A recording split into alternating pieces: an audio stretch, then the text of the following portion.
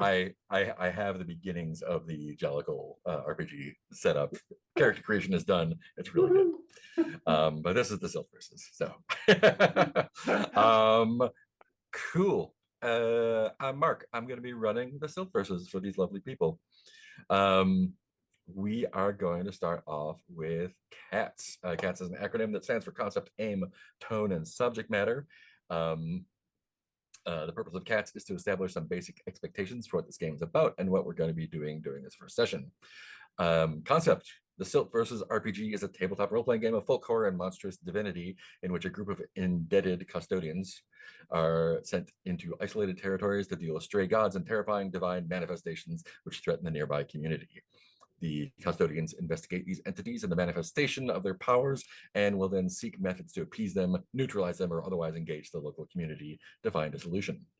The custodians gradually become aware of a looming conspiracy that overshadows their work as a powerful organization seeks to take advantage of them to fulfill its secret agenda.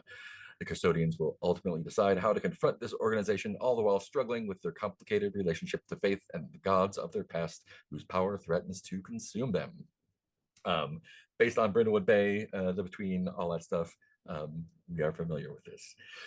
The aim of the characters in the story is to pursue investigations surrounding these stray gods and powers and come to terms with their complicated past with a particular god, deciding if they will continue on that path and be further changed by the power that God provides. Our aim as players is the same, but also to learn more about these characters' fraught pasts and uncertain futures, as well as to paint a vivid picture of our version of the Silt versus setting, a responsibility well shared. The aims for today's sessions are to create and introduce the characters, learn the basics of how the game works, and have a little debrief at the end. The tone of the Silt versus RPG is dark, strange, and unsettling. It presents a world where monstrous horrors are viewed as miraculous and divine, and systemic cruelties as routinely accepted by society. Total fiction. It exaggerates difficult themes of our world by showing them as literal gods, and this can verge on the absurd, but it is not intended to become a parody. A little bit of levity or humor from time to time is okay, but we will always strive to return to that dark, gloomy landscape the characters exist in. Subject matter. Cosmic horror, graphic violence, ritual sacrifice, intense body horror, grotesque religious imagery, cults, religious trauma, harm to children, family trauma, government corruption and oppression, police violence, war, natural disasters are all things that may come up frequently in this game. We'll talk about safety tools in just a moment, but in the interest of setting expectations right now, you should know that this game deals with intense and often dark subject matter. So, safety tools. No game is more important than the people playing it. We're going to paint a dark, unsettling landscape of the Silt versus setting, but we're going to do so in a way that respects everyone's boundaries of safety and consent. We're going to use 3 safety tools like we usually do. We're going to use open door policy first and foremost. Players are more important than the game, so if you need to step away at any point or bail out for whatever reason, totally cool. If you can let me know, great. If not, we'll figure it out. X card, if stuff comes up that we don't want to see, we can X card it. That just means we're going to back up, cut it out, and make whatever happened right, either by redoing it or avoiding it altogether. But we're also going to be using lines and veils. So we have a safety tab on our character keeper. Lines and veils. Lines are things that we are not going to see at all, that they're not going to be in the game at all. I have not put my lines and veils in yet, but right now we have hold on, reverse order. We have lines on harm to pets and domestic animals and harm to wild animals. And a line on intimate partner violence, line on racism, line on homophobia, transphobia, and sexual assault. We're not doing that. Cool. We have veils on. Veils are things that exist in the world, but we're not going to see on screen or linger on fictionally. Right now, the only veil is on consensual sex. So if sexy stuff happens, we'll fade to black. And we have ask firsts on dental horror, eye injuries, and slurs. And we have interest in rioting and spiders. Awesome. If this is a living document, so if there's anything we want to add to it as we go on, great. Lines always take precedence over veils and so on down the line. They're in the reverse order than usual in this character keeper. So there are some things inherent in the setting that we took two out, the harm to all the animals. So if and when that comes up in the setting, we're just going to work around that in whatever way we need to. Cool. So that's that. Any questions about safety tools before we go on, or any more additions to lines and tails? All good. Great. Let's make some characters. So before we begin character creation, I want to share a few more details about the setting. I love the scripts in this game. It's great. These characters, the custodians, are a group of specialists sent out into the rural territories to investigate and resolve disturbances of stray and feral gods, unlicensed gods. This is largely thankless work with little to no resources or guidance provided beyond an initial report and directions. Each custodian has been chosen for this work in part because of their complicated past with gods. The fact that they have an ambivalent stance towards their faith is viewed as an asset when dealing with the fringe elements of divinity throughout the territories. Each member of the group has their own reasons for joining the custodians, though it is rarely by choice. You're all under contract and might face debt, punishment, or consequences far worse should you fail to complete your assignments. Finally, each custodian has a complicated past with a particular god and will have to choose if they continue along that path and become changed by the powers their god awakens in them. And like in the between, the characters are to remain mysterious until stuff comes up. So we're going to avoid talking about their pasts until prompted to do so by, they're not called masks in this game. They're called verses. They're called verses. Great. So that said, I think we've all picked which ones we're going to be. Is that correct? Cool. Then in character keeper order, well, let's do this way. Let's do it this way. Describe. Great. If you have not already, go ahead and pick a name for your custodian. Put your player name and pronouns in the keeper. So I can see who has what.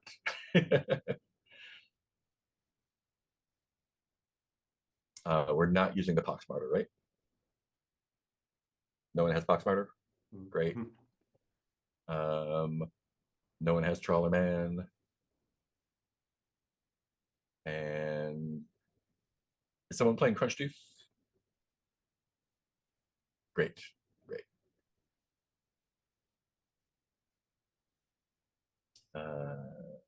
Nick, Ben, Heath, and Peter. Fantastic. So pick a name for your character. I believe there are drop downs there with some choices. You can either pick one of those or pick one of your own and throw some pronouns in for those as well.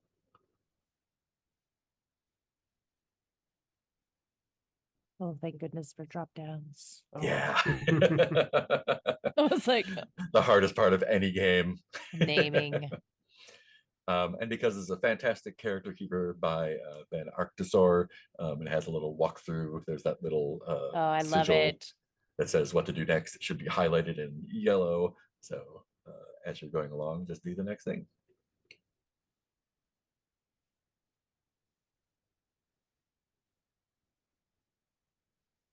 Once you have picked a name, pick 3 things for your character style. This is just what we see when we see your character.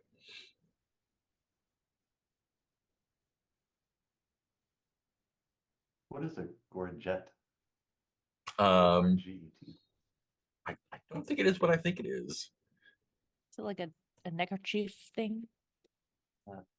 Here we go. Oh yeah, I guess so. Armor protect. Oh, an ornamental collar. Yeah. Oh, collar. Yeah. Ornamental collar. Or a bright patch of feathers on the throat of a bird, especially a hummingbird. I think that's how I had heard it. Oh, yeah. I thought it was. I was thinking some kind of vegetable for some reason. A I know it's courgette. courgette. That's what it is. That's what. Yeah, like that's different. That's a completely different thing. You could wear those, I guess, but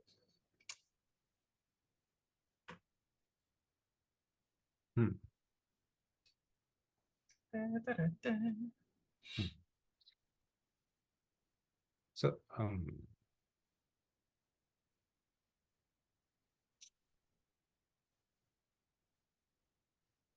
Oh, there's a lot of vocabulary.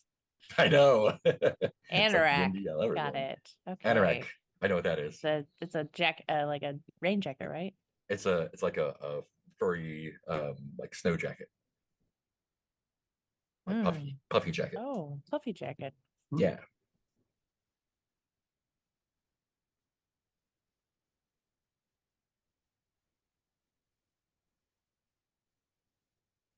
Learning so many Oh. words.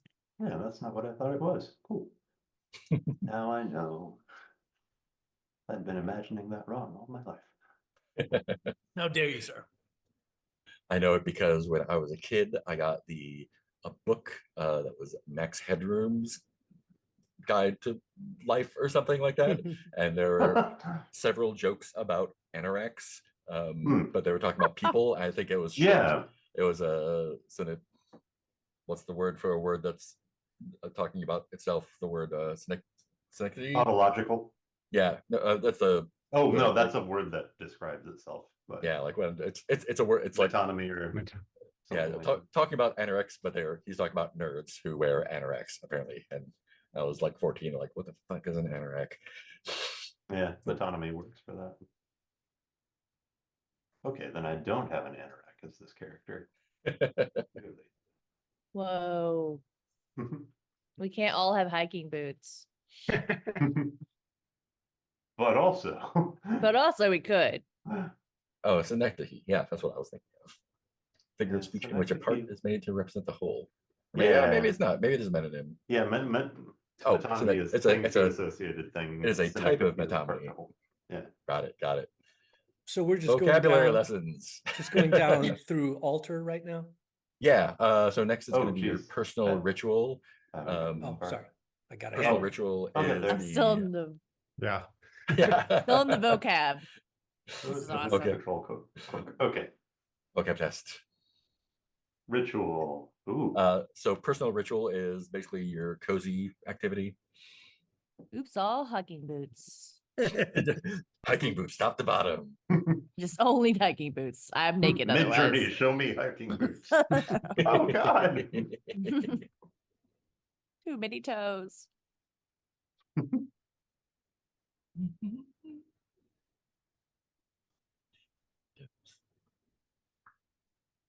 I see that reading a thesaurus is one of the possible rituals. Is that what we're supposed to be doing right now? Feel like it would come in handy. Wow, I Oh, thought I had a man. Right.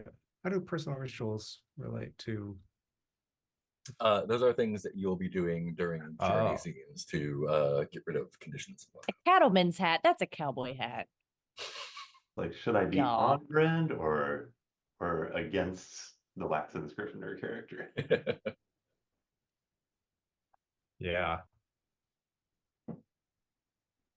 Yeah. For the same there's scanning the radio. Yeah. Like the I think we all get the same electric thing. collection of ritual possibilities. Yeah. But Yeah. I actually, if I choose scanning the radio, does it disappear from your choices? I don't think so. Oops, all scanning the radio. Yeah. We just everyone fight over the radio every time. No, It's my just a long turn. government. My cousin.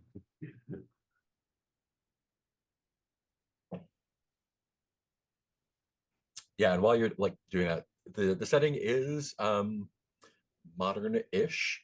It's like modern but not evenly distributed. Like people have cell phones and computers, but like not out in the boonies. They probably don't have.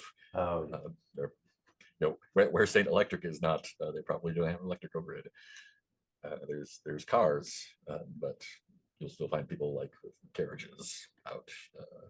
Yeah, it's an extreme class and economic disparity. Hmm.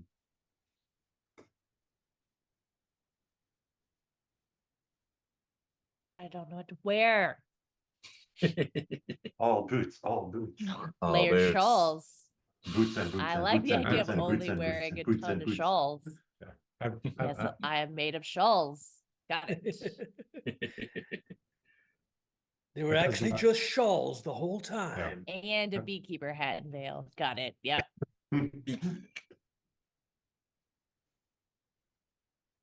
And hiking boots. So yeah, personal ritual is the thing that you're going to be doing for your cozy stuff. Your altar is, I think those are individual for the different faiths. Yeah, unless everybody else has writing themed ones. Probably not. And so those are where you're going to put your items you're going to be marking off.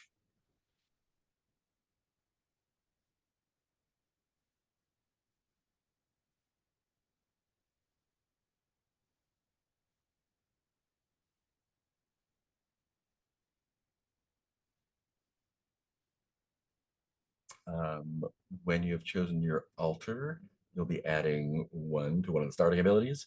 The abilities are similar to ones we're used to. Vitality.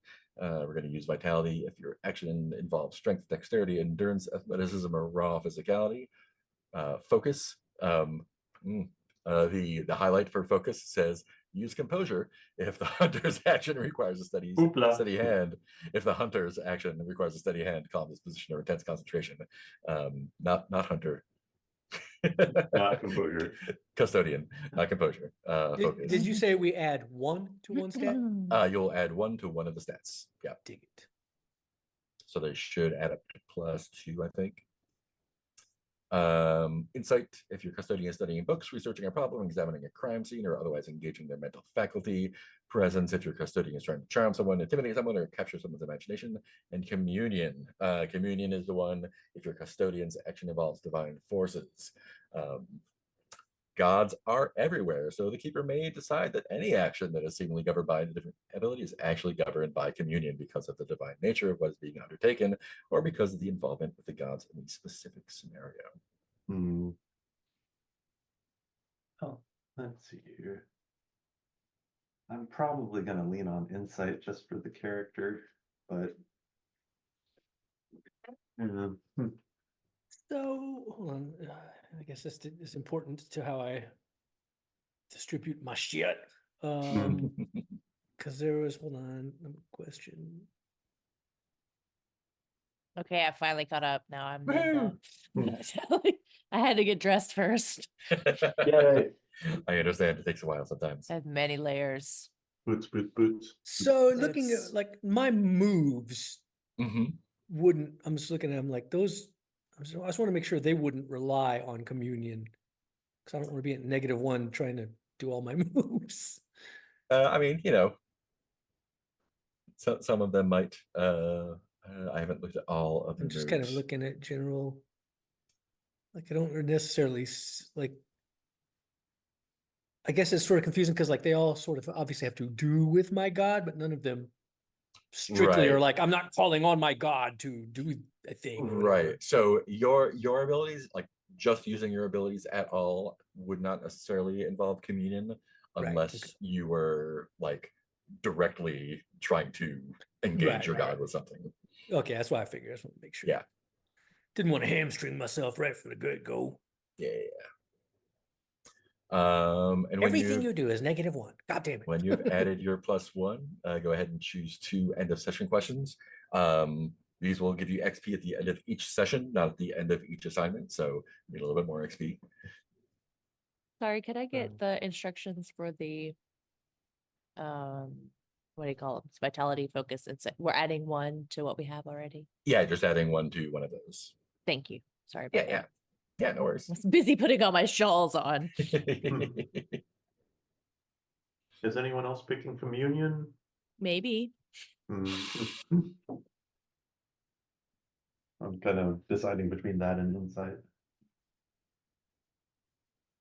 Yeah, maybe focus or communion. Hmm. And you can always bump those up when you level up. So it's Oh, that's true. Maybe I'll just start with insight then. you'll have a 3 in something before too long. Yeah, I'm gonna bump my communion up to 0. Ooh, Thank you. Spooky. spooky. Spooky, spooky. End of session questions. We're Yeah. back, baby.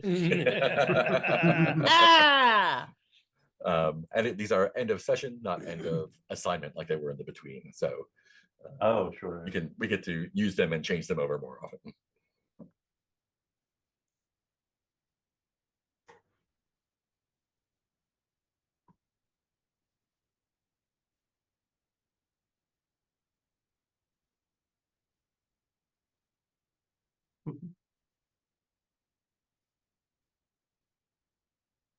Me so many monologues.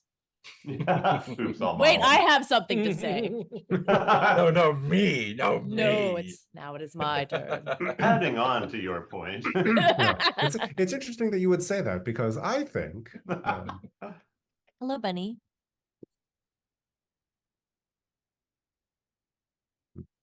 No, don't interrupt me. I have so many tabs open that are like Kurta, prayer shawl, cattleman's hat. We can close those now. Do we have all of our questions chosen? Almost. Let's see.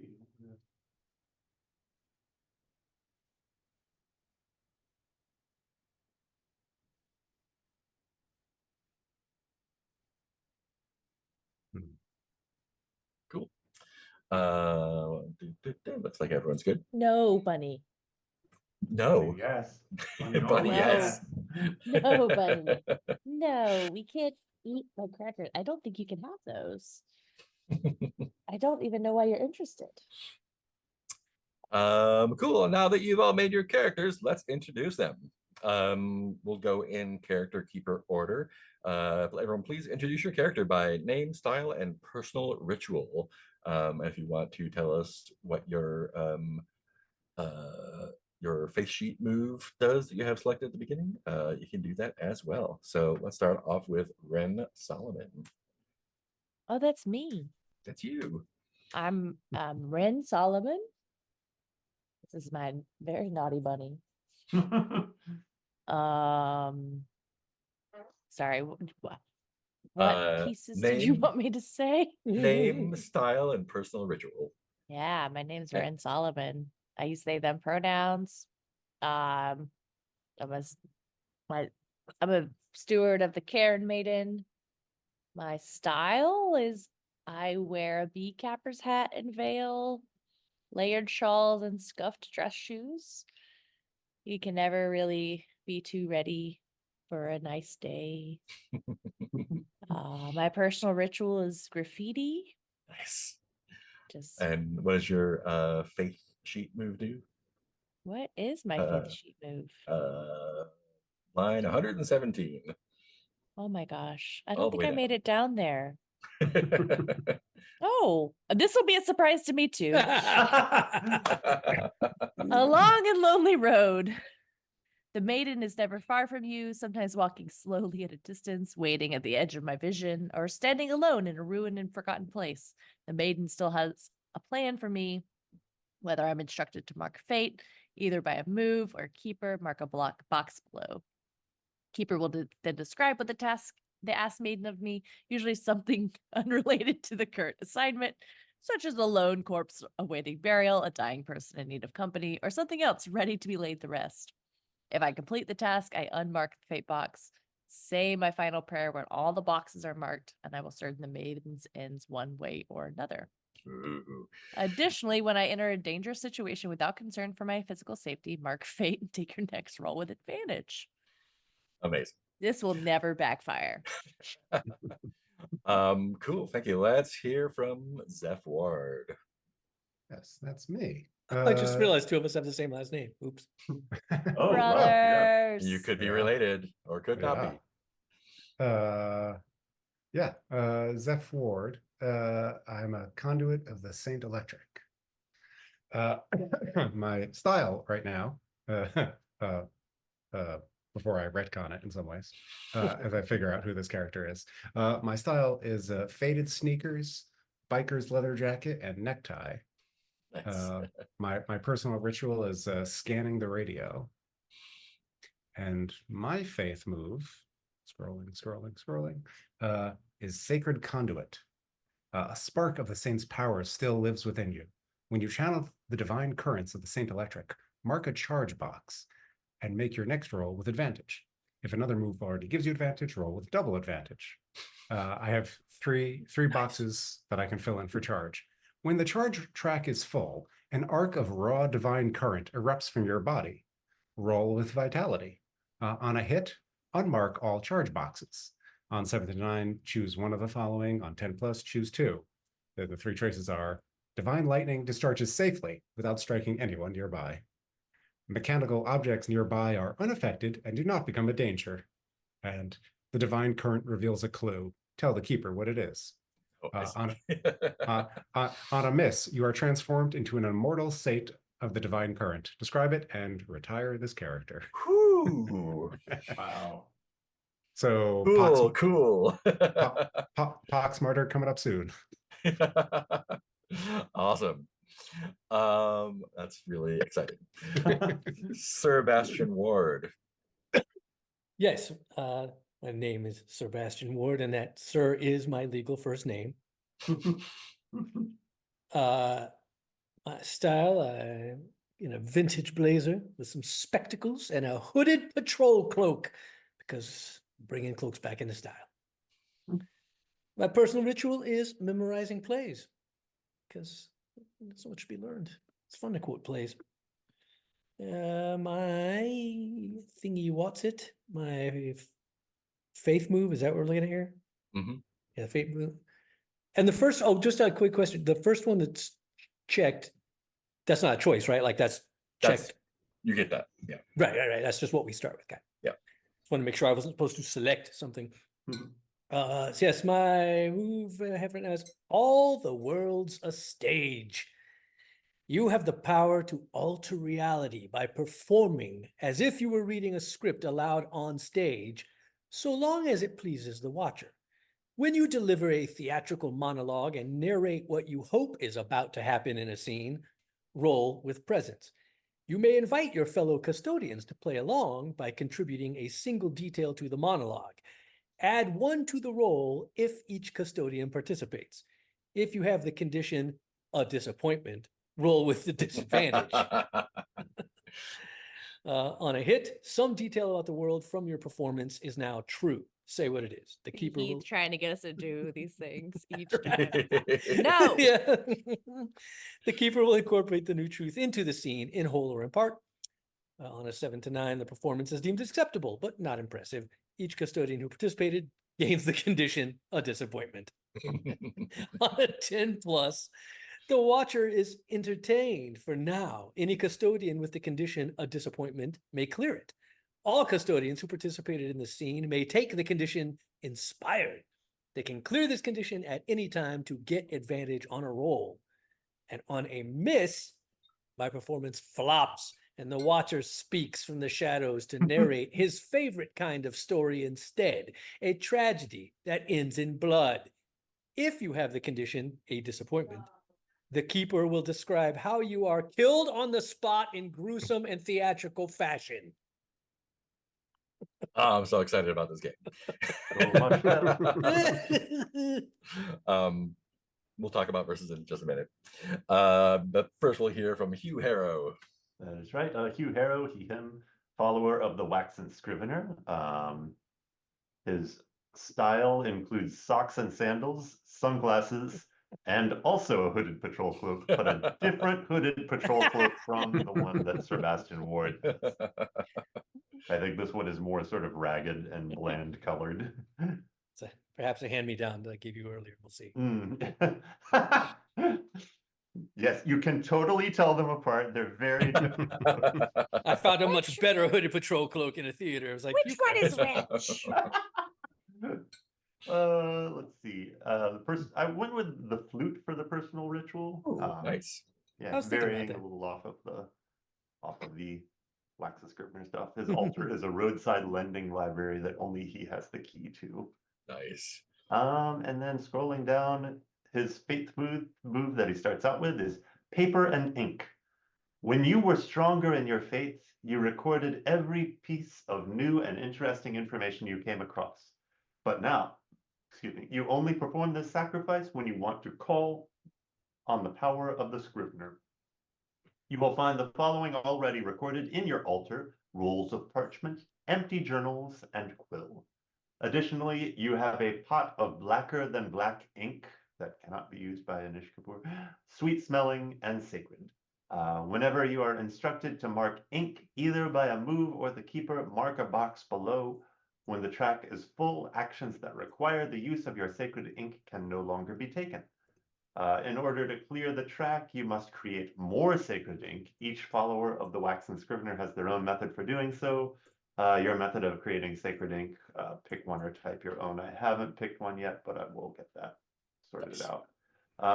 It is a dangerous and complicated process and should involve multiple scenes and die rolls to accomplish. When a fellow custodian writes a prayer mark, you can let them use some of your sacred ink. If they accept it, mark ink, and they take a single roll associated with writing the prayer mark at advantage. Nice. Cool. So we're gonna go around again. We'll go in reverse character order. So we'll start with Hugh again. Okay. H-E-W. And we are going to read aloud the text at the top of the faith sheets, the color text up there. After you read that part, we will go around and add a piece of equipment that you might have on your altar based on what we know about you so far. Okay. So, I switch out to Hugh, the yeah. sheet. That's on line 13, 14, and then It is in there. Okay. Oh yeah, here we go. Followers of the Waxen Scrivener devote their lives to the recording of knowledge, scribbling down every keen insight, every tantalizing observation onto sheets of parchment or in old journals, and then abandoning it. They leave their wealth of pages to rot in the back rooms of old verminous bookshops and dank ancestral libraries. Some even cultivate colonies of rats, bookworms, and paperflies for the purpose of destroying the pages. The sacred act is putting down pen to paper. That's the sacrifice the scrivener requires. And knowledge, like skin, must be shed to be renewed. Nice. Cool. So down here, where is your altar items? History, prophecy, faith moon, at the very bottom here, line 237, 233. Oh, you 235. you can also click those shortcuts. Oh, yeah. Top one. Oh, yeah, look at Oh, that. Dang, Ben. good. Cool. So looks like Hugh starts off with rolls of parchment, empty journals, and quill already in the altar. So we will each add another item in your altar. What is the what do you call the thing? Let me look it up real quick. Such a vocabulary game already. I know. I love it. It's Anti like disestablishmentarianism. a little terrarium for a spider that's got like the round thing from it's like a oraculum or something like that. Oh, the like dolly thing. Yeah. Arachnium. Arachnium. Arachnium. Arachnium? Write down arachnium for now. Arenarium, that's what it Arenarium. is. I'm going to need a spelling on that. Oh wait, I think I found it. there we are. Aranearum. Aranarium. And that is going to go in my altar. Yeah, as a little enclosure for a spider to build a web in. May or may not have a spider in it. What do the rest of y'all think? Oh, I'm sorry. What are we? You said are we each coming over? Yeah, to you him? each are adding an item to his altar. To his altar. Yeah. Gotcha. What's he putting it? Yeah. And this is Hugh we're talking about, right? Yeah, this is the follower of the Waxen Scrivener.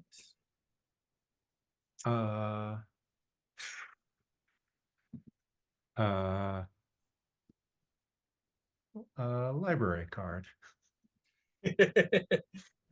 Is it expired or current? Oh, it's for a library far away, Nice. or like, yeah, this distant library card. Nice.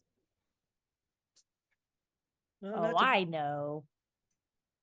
An ink blotter. I know I feel bad about being a little on the nose, but because I was thinking also that he has a wax seal kit, Nice. Ooh, a candle and a stamp. Nice. Ooh. Cool. little secretary set. Is to play businessman. Great. Let's do the same thing for Sebastian Ward. Go ahead and read This your is so card types. fun.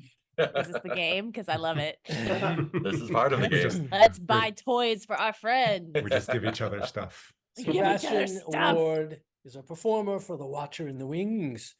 Right now, there is a god watching you. Every word you utter, every movement and expression is being weighed, critiqued, and discussed by 1,000 whispering voices in the darkness. You, the chosen performer, bear a heavy burden, for only you know the true weight of your words. Others don't yet realize the significance of the part they play in the world of the consequences of should their performance be found lacking. But you can show them true magic if they listen. Pray that they listen and play their parts well, for every moment counts. Places, everyone, lights up. That's gonna be great. That role requires so much people listening to you. You'll never go wrong. Let's see. On your altar, you have a dried bouquet of flowers. Roses. I remember that opening night.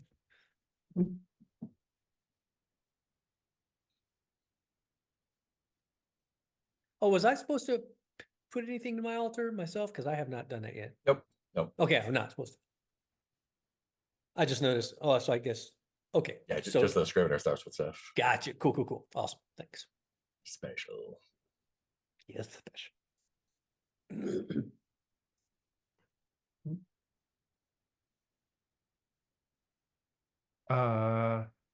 A cameo portrait of two famous actors, right? Like a locket that opens up on. There's a little portrait of two stage actors who were friends and then became bitter rivals. Nice. I'm pulling liberally from the Astor Place riot history. If you're curious about that.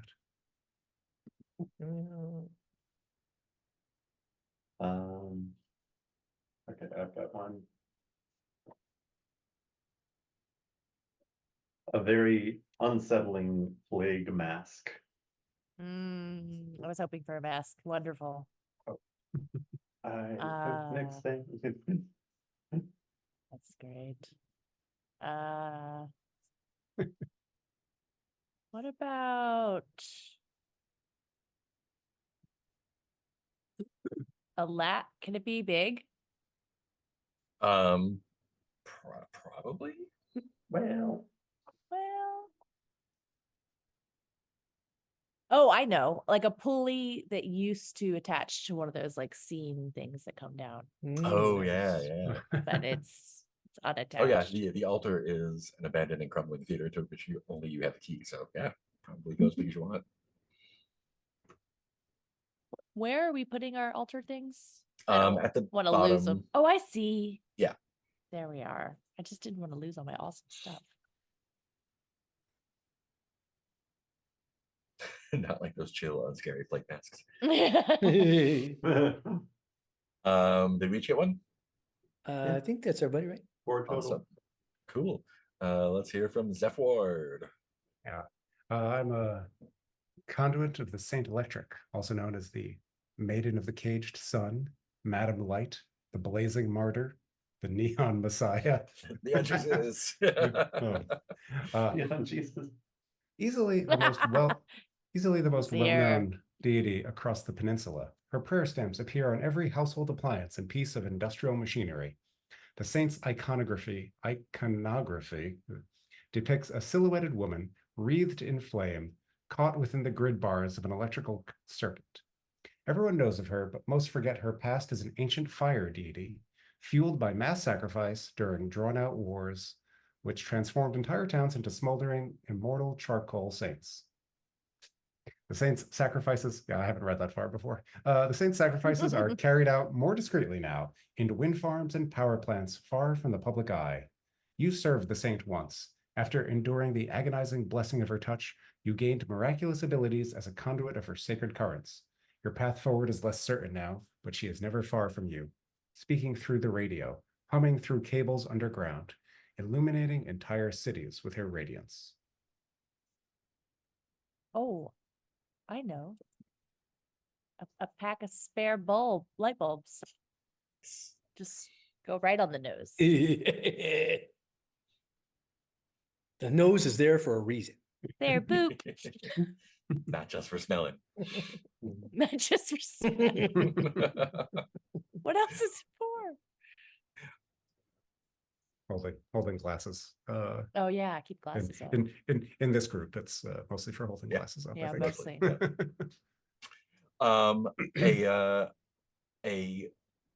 One of those sand tunnel things. It's like molten sand where lightning hit it. Oh, Oh, What do they Yes. call it? There's a name for them. Oh, God. we're Do learning you so many call words. sand I've already forgotten all the ones lightning? we've learned so far. Yeah, me too. But I had the potential. to learn Fulgurite. something. Fulgurite. Fulgurite. Welcome to English Are you just telling me? class. Are you telling me all the things that you want for Christmas, Boo? Maybe. Those are right. Fulgurite. Those are sweet. Those are super cool. I think also you have some insulated gloves. Nice. Yeah, I thought about that too. That's a good one. please, nothing useful. I know we're getting tired of too useful shit. Box of poop. I think You have a Saint Electric bobblehead.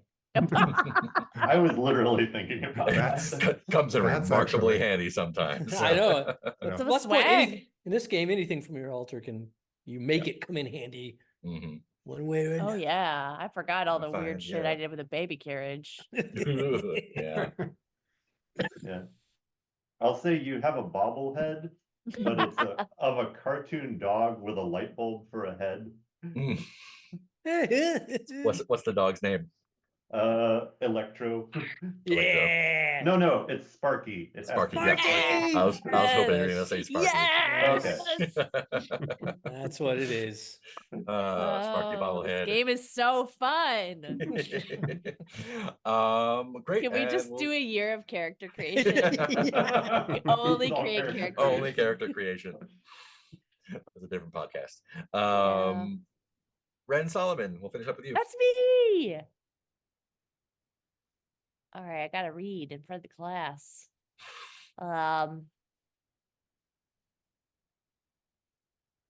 In time. I got 2 paragraphs to read.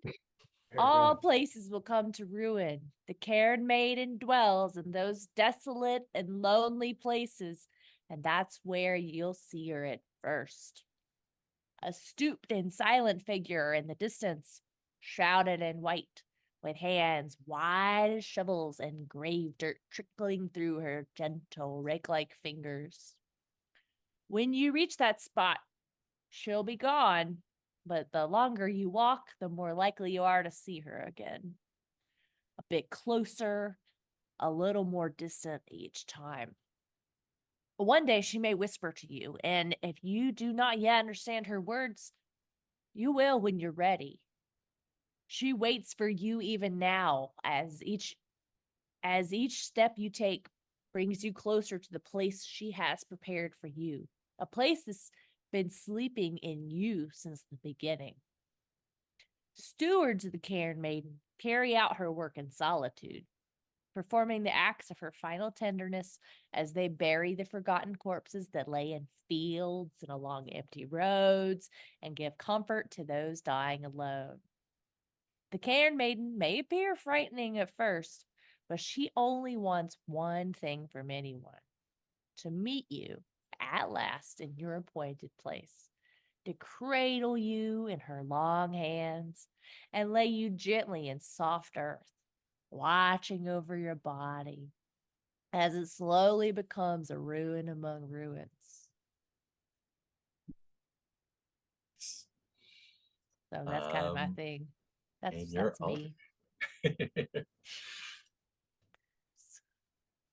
I think in your altar you have gravestone rubbing Razor rubbing. from someone that you knew, maybe. That's kitschy.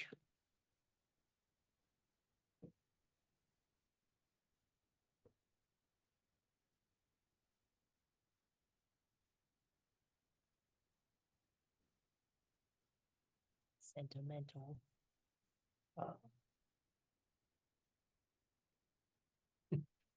Hmm. Ooh, that would be fun, but Oh, I don't need much, y'all. Don't worry about me. I'm torn between two things. Yeah. Don't you worry yourself. Don't you worry yourselves. I can take care of myself. Yeah, I'm torn between like a shovel and a pouch of bird feathers. Mm, those Ooh. are both really good. I did almost have the foraging pouch. Mm.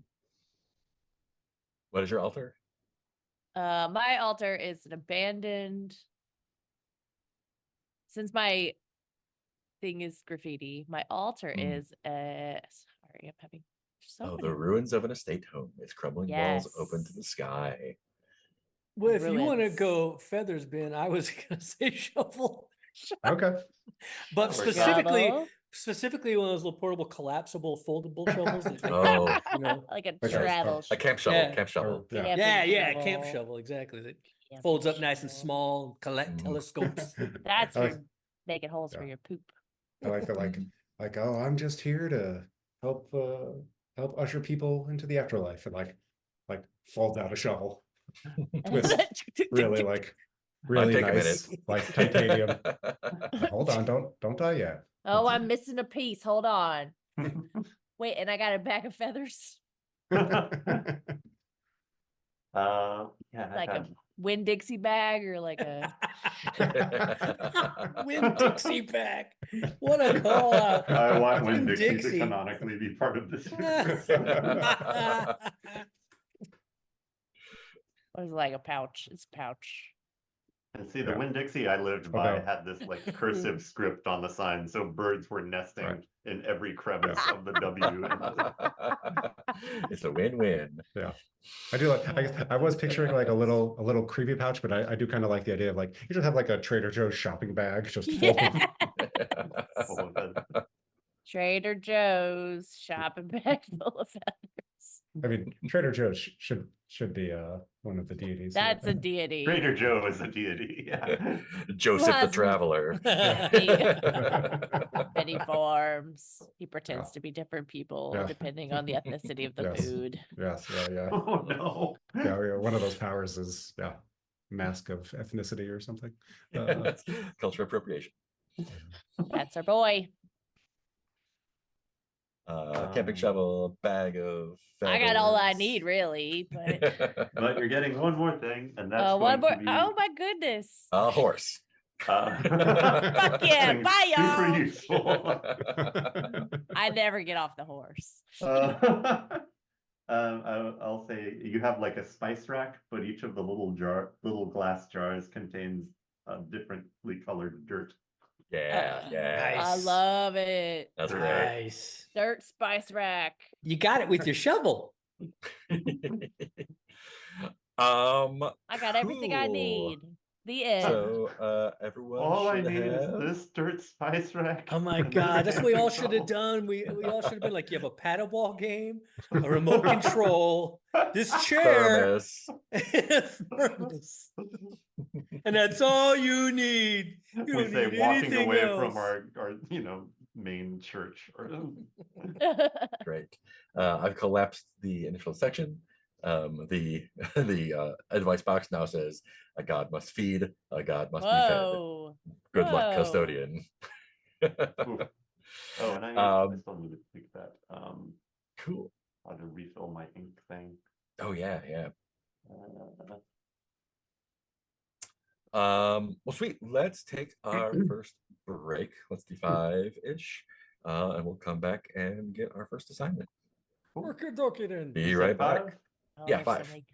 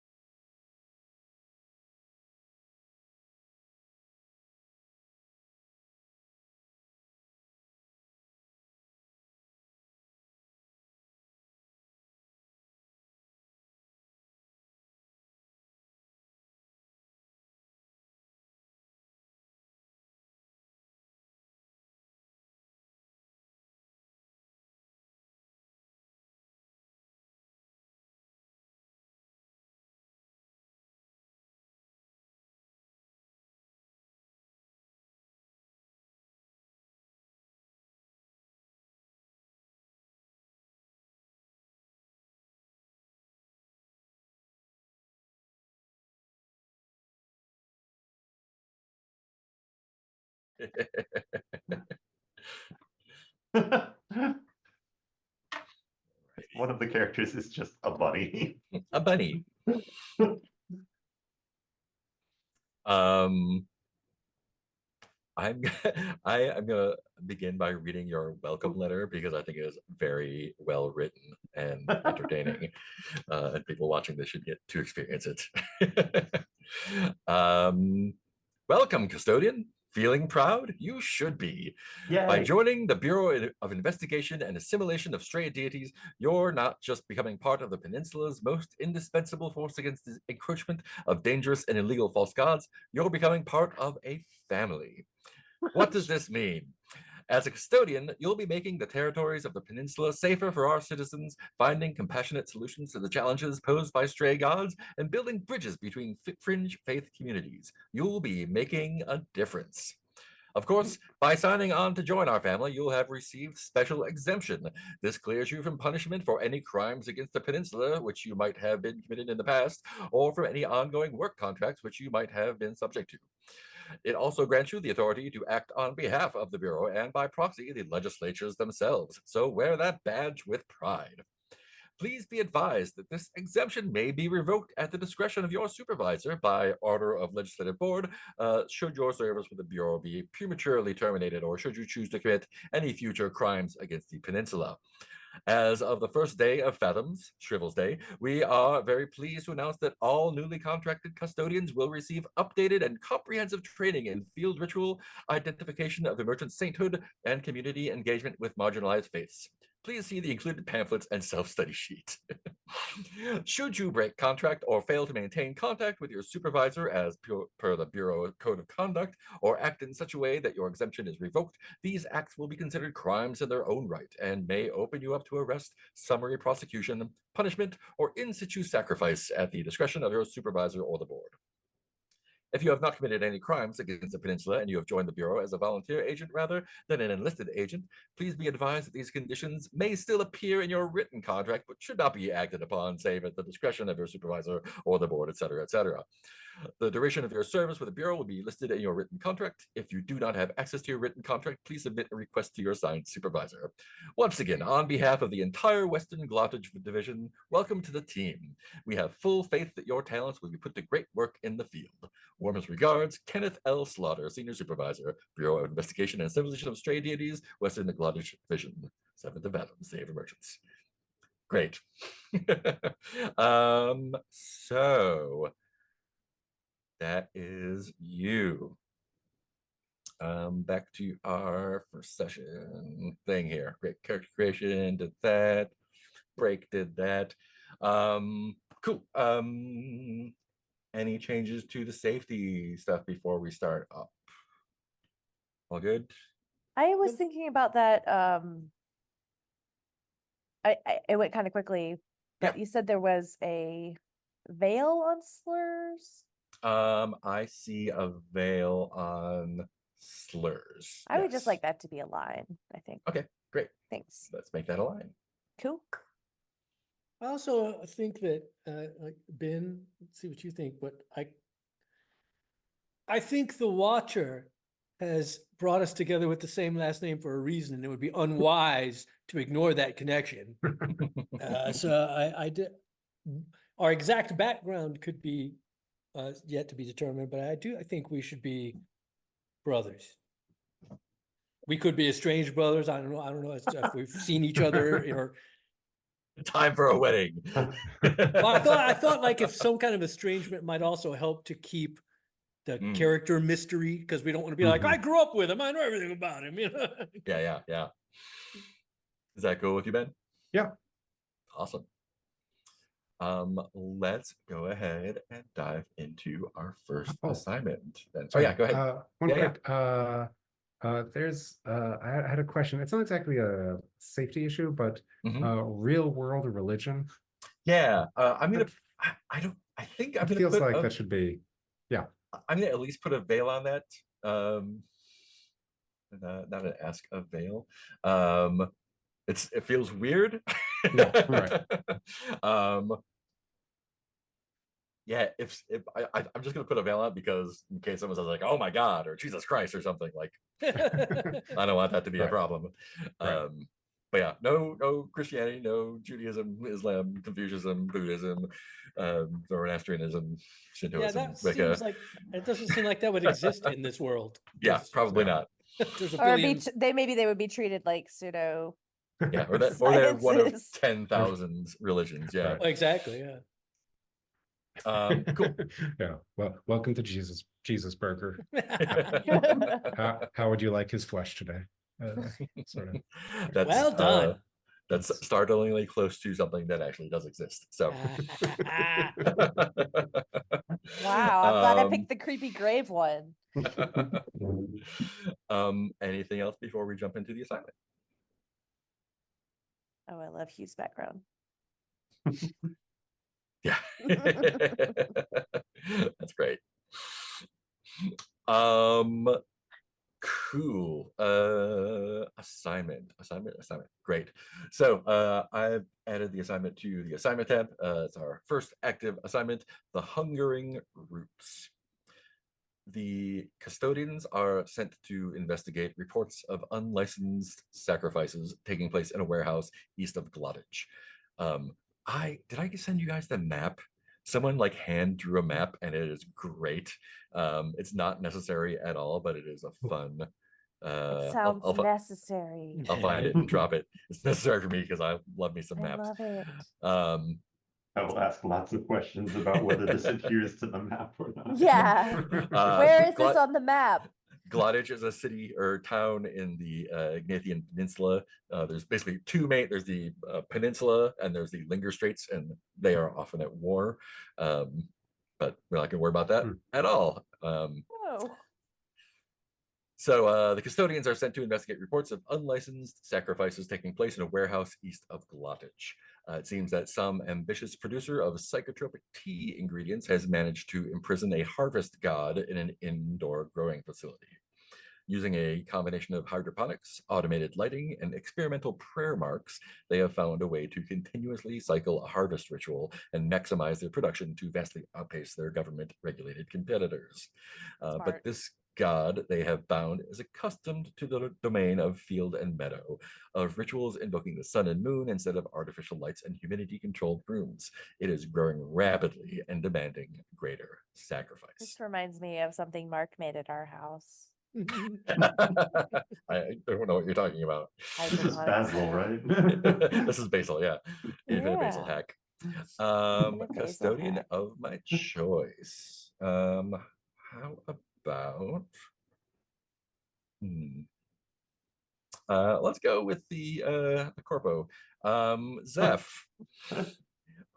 Zeph, how do you know that such an entity will eventually find a way to break free and threaten the surrounding neighborhood? Should this be I mean, could this be something from my personal history, or is that something we don't want to get into? Yeah, Or just like whatever you think. Okay. Yeah, how do you know? How do you know that such an entity? Well, how do I know if it's such an entity? It is an unlicensed thing, so Yeah. I mean, I got how do I know? Well, that's just kind of how these things are, man. Like they just keep growing and growing. Like any god given sufficient space will grow to fill that space. So like, and then overgrow. That's just like how it is, you know. I just love Zeph being like, that's how it is, man. We're all stealing ourselves for them. Some like it was 20 years ago. I still remember. We're all ready for it's- like, oh no, what happened? It's like, And you say it's you just can like, still hear their screams. it's just just gotta- cool. it just happens. We know how all this these- which is great. So I've written down any god given sufficient space will grow to fill that space, then overgrow it. Oh, Great. yeah. Okay, cool. Yeah. Cool. So here are your questions and opportunities. These work pretty much the same they did in the Between. These are things you're going to be looking for clues to answer, and then you can answer them and pursue the opportunity. So the first question you want to find out is, or you can find out, how is the harvest god most vulnerable? That's complexity 4. That will allow you to resolve the assignment by destroying or neutralizing this dangerous entity so it cannot grow back. You can also answer, what resources does this harvest god offer if appeased? That's complexity 6. That lets you resolve the assignment by working with the growers to adapt their methods and establish a more sustainable operation that does not threaten the community. A little bit harder. Harder still, where can this harvest god be safely transplanted? That's complexity 8. That lets you resolve the assignment by breaking the god from its confines, allowing it to grow freely, and showing the local residents how to coexist with it. And this approach unlocks a special move called the Mark of Quickening. I know which one this group is up. going for. Make friends with the god. Plant friend. Yes, it's a game of folk friendship and And monsters. More complicated, an extra move. Small We're talk. there. That's our thing, man. That's why we're here. We got time. We will be introducing a new assignment at the beginning of each session. Just FYI. oh, Wow, Oh, and that's it a lot doesn't of max work. out at like Up 3 or to anything? up to 3. Up to 3. Oh, okay. Um, We're yeah. gonna So need, the, like, the an way it Asana. works is you're gonna you'll be investigating this one. You'll get another assignment. You can travel between the assignments by just saying like, oh, we're going to go check out that one, or we're going to go back to this one. And that's when the journey move happens. And that's where you have like cozy scenes and whatnot. So traveling between the assignments is when you get to refresh and learn more about the world. This assignment also has a custom move, custom verse called the Verse of the Inevitable Harvest. Let's be the inevitable, not the exemplar. Inevitable. Each custodian will describe a hope or dream they have of somebody living in abundance with all their needs met. And so you can use that instead of your regular verses. I got my little jars of dirt. I ain't got no more needs. You're welcome. is that like a crew thing that? Yeah, that's so, something that so you'll all one- do. So we mark it and we all have to share. Yeah, our hope and dream. Okay. Yeah, and then the person that marked it gets to bump their thing up. You didn't play the between with us. I was. I'm just saying all these things as if you knew what was going on. Great. Oh, no. Great. I was waiting for like, should I say something? Yeah, I could figure it out, I'm sure. Fake it till you make it. Yeah. Oh, yeah, what character did you play? Great. Great. Yeah, you're the American, right? Werewolf? Yeah. Cool. We all just kind of Yeah. Autocorrect in our brain. I remember it there. Yeah, you were really quiet the whole time. I think he missed a lot of the sessions. I can't remember. Yeah. Many. Cool. So we are gonna start Bunny. you off in No! what is the bunny doing? He's just pulling things off the table. Honey.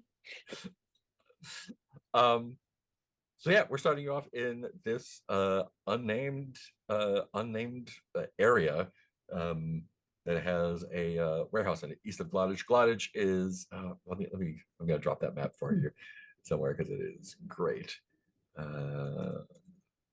Silt versus map. There it is. Is that move somewhere, Mark, that you'd mentioned? The special move, is it somewhere on the sheet or just? Yeah, it is in it is on the assignments sheet.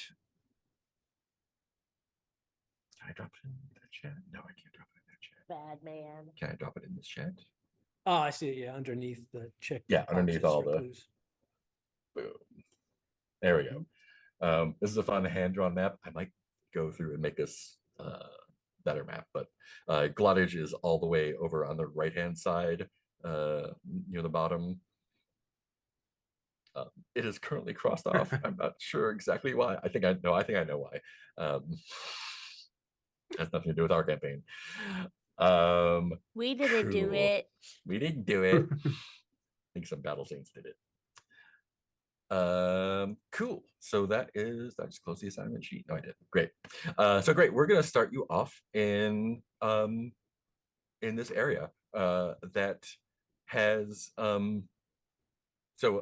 do you arrive? Do you have a car? How do you travel between assignments? If I had a horse. Sounds like somebody doesn't appreciate their So tiny much- jars of dirt. let me go ahead and take that back. Let me make the deepest apologies. I'm sorry.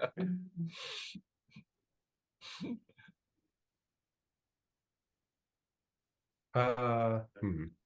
I'm Should think I'm leaning towards either horses or beaten up station wagon, but I can. Beating up station wagon is Yeah. great. You can all Ooh, fit can in I there. sit in the back that faces backwards? Way back Thanks. slides Me, I was around. thinking something similar, but I was thinking maybe we all, when we were all assigned by the agency, we were like, well, can we have a car? And that's what they gave us. This Yeah, we'll get you one out of Of course. compound. Like a Yeah. wood It's panel got- one. yeah. Yeah. It's Great. got like the first four letters of our organization. Like they didn't have time to. Bias. Yeah. They didn't have time to make the last. I feel like the fifth one fell off, so it's like where you can see there was a decal there, and now it's just kind of discolored. Where it had the D had been there for years, so that paneling is still like the original color, while everything else is faded. Yeah. Hunger. On the other side of the table, I just keep seeing like ears and a bunny head. Bad Bunny. Great. So you pull up to this area. Man. It's pretty run down. We're gonna start you off on the first location here. And yeah, you pull up your sputtering station wagon to there's around the area there's these crumbling tenements buildings, teetering apartment buildings linked by rusty fire escapes and clotheslines. There's abandoned vehicles and there's like a construction material, just like litter like on the streets, and there's weeds everywhere growing through the sidewalks and everything. So this is a paint the scene question for each of you. What innovations of the locals help them to survive in this hostile environment of rundown tenement land? How they altered their buildings and community to make it better for themselves.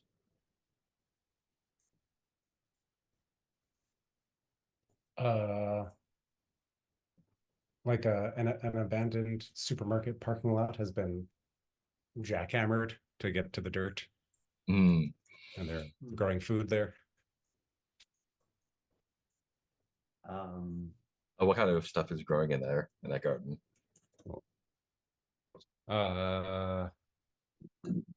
Potatoes and onions.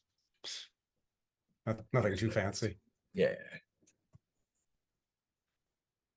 I think a lot of the debris, where appropriate, has been repurposed into making little like overhangs over the main walkways, the purpose of which is to protect walkers from more falling debris.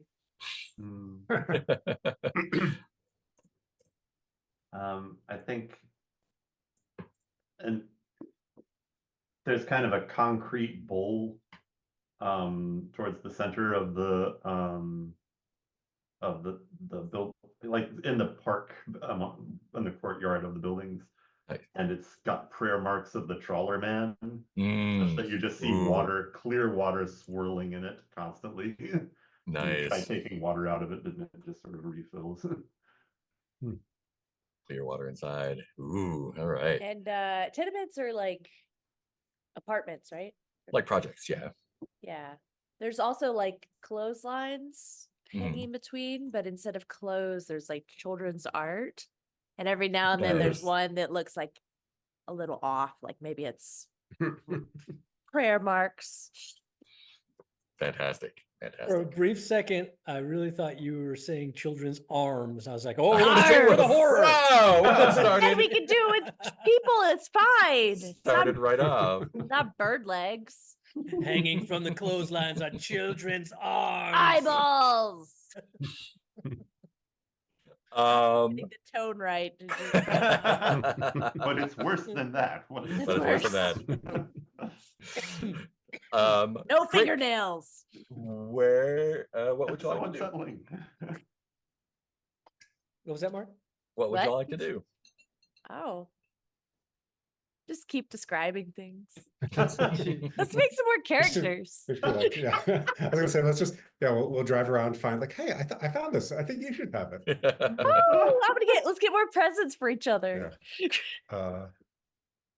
Is this our first mission? This is your first assignment, yeah. Oh, we already love each other. Already a team. A family. Yeah. I mean, definitely while we drive. Wait, the ever full basin that was in a courtyard of a tenement, or Mhm. like Yeah. like is everyone from this part of the town coming to like? Is it a community well?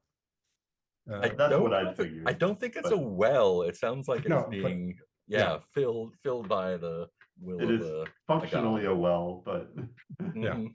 Where there's yes, a well, yeah. there's a way. A cistern, yeah. yes. Well, if we drive by that, I guess it's my job to say like, I don't think that's code. Well, well, well. oh no. I don't think It that's is- code. It is definitely not. It's definitely not. Well, and, I think I like probably the first out of the vehicle because I'm like, I'm pissed. I'm pissed that this was the vehicle they gave us first. So I was a piece of shit. I love it. And I think I I get can out look and I'm like, backwards. well, Zeph, since you dedicated your life to that Saint Electric, say all the prayers you can. We're going to need them to keep this thing running. What? May I just say to the three of you that the Watcher always has his reasons. There's a reason that the four of us were brought together as a team. I think it's because while we have our differences, that will help us see different angles of the show, different possible storylines, different roles we might play that will help us to solve these cases even quicker. Does anyone want to switch seats with me?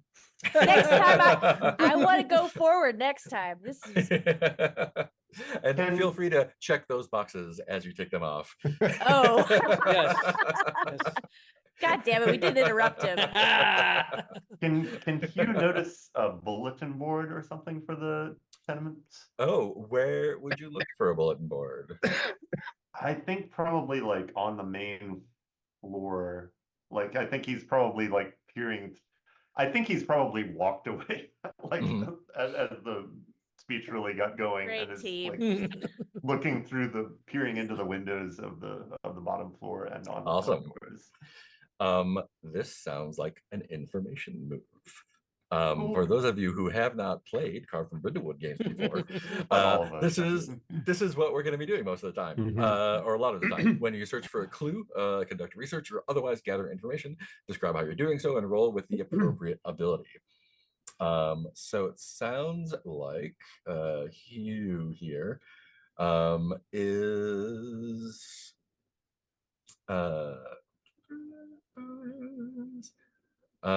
sounds like insight to me, Okay. Yeah. exercising your mental facility.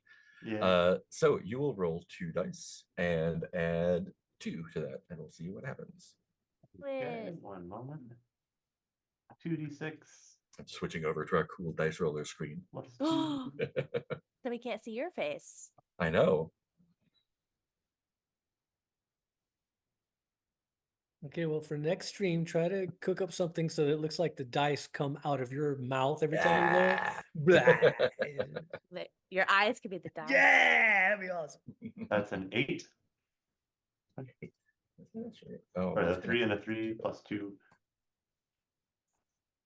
8, a 3, and a 3. Oh yeah, so it's a 6 plus 2 is 8. Perfect. Oh yeah, we're back in Um, adding land. I know. I was like, Yeah. wait, Oh, I gotta how switch did my dice brain from Yeah. the mechanics. Steezy. Steezy. Cool. Well, that is a hit. You find a clue, and I will tell you. Oh no! Now I have to tell you what it is. Oh no. Um, Interesting. So you're looking in the in the ground floor window of the tenement building nearest you. Yeah. I'm assuming I'm perhaps foolishly assuming it has some sort of lobby, but tenements Yeah, don't yeah. normally have that, but maybe this one does. You don't see a bulletin board. There's elevators that go up into the building and Yeah. stairs and whatnot, and kind of rundown lobby, rundown enough that there's graffiti inside, like trash along the edges. Love it. Yeah. Love it. I printed them out, and that means I can't see them. Oh no. Like, okay, but the ones you see are um, among the graffiti, just like regular graffiti. You do see Quality something that stuff. you recognize. They must be prayer marks. You're not sure what god they are prayer marks to, but they definitely are prayer marks painted on in sweeping strokes on a brick wall. But instead of just being painted on, you see now that they are actually sprouting um, moss and tiny red flowers that kind of dot it. Okay. And that is your first clue. Prayer So- mark written in moss. Yeah. So for those of you who are not familiar with the system, the way the cycle works is you search for clues. We'll mark them down on the assignment sheet. When you feel like you want to, as a group, answer one of the questions, you will use the clues or some of the clues to concoct a theory as to what might answer that question. So our first clue is prayer marks painted in sweeping strokes on a brick wall now sprout moss and tiny red flowers. So you would incorporate that and other clues that you find to answer one of the questions. When you want to answer a question and everyone's happy with the theory, we will roll minus the complexity plus the number of clues used. So basically, you want to have around the same complexity or more of clues to make it happen. And that's a regular 6 or less, 7 and 9, 10 rated roll. And we see what happens after that. So this was a hit, but it is a 7 to 9 hit. So that means there is a complication. And there is a complication while searching.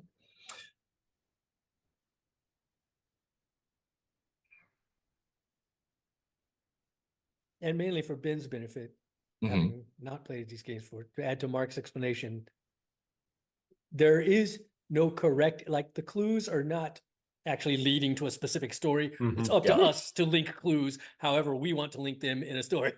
Exactly. There's no predetermined answer. Wow, that could have been a really good prank. No, that's not it. You just ruined with your kindness, Heath.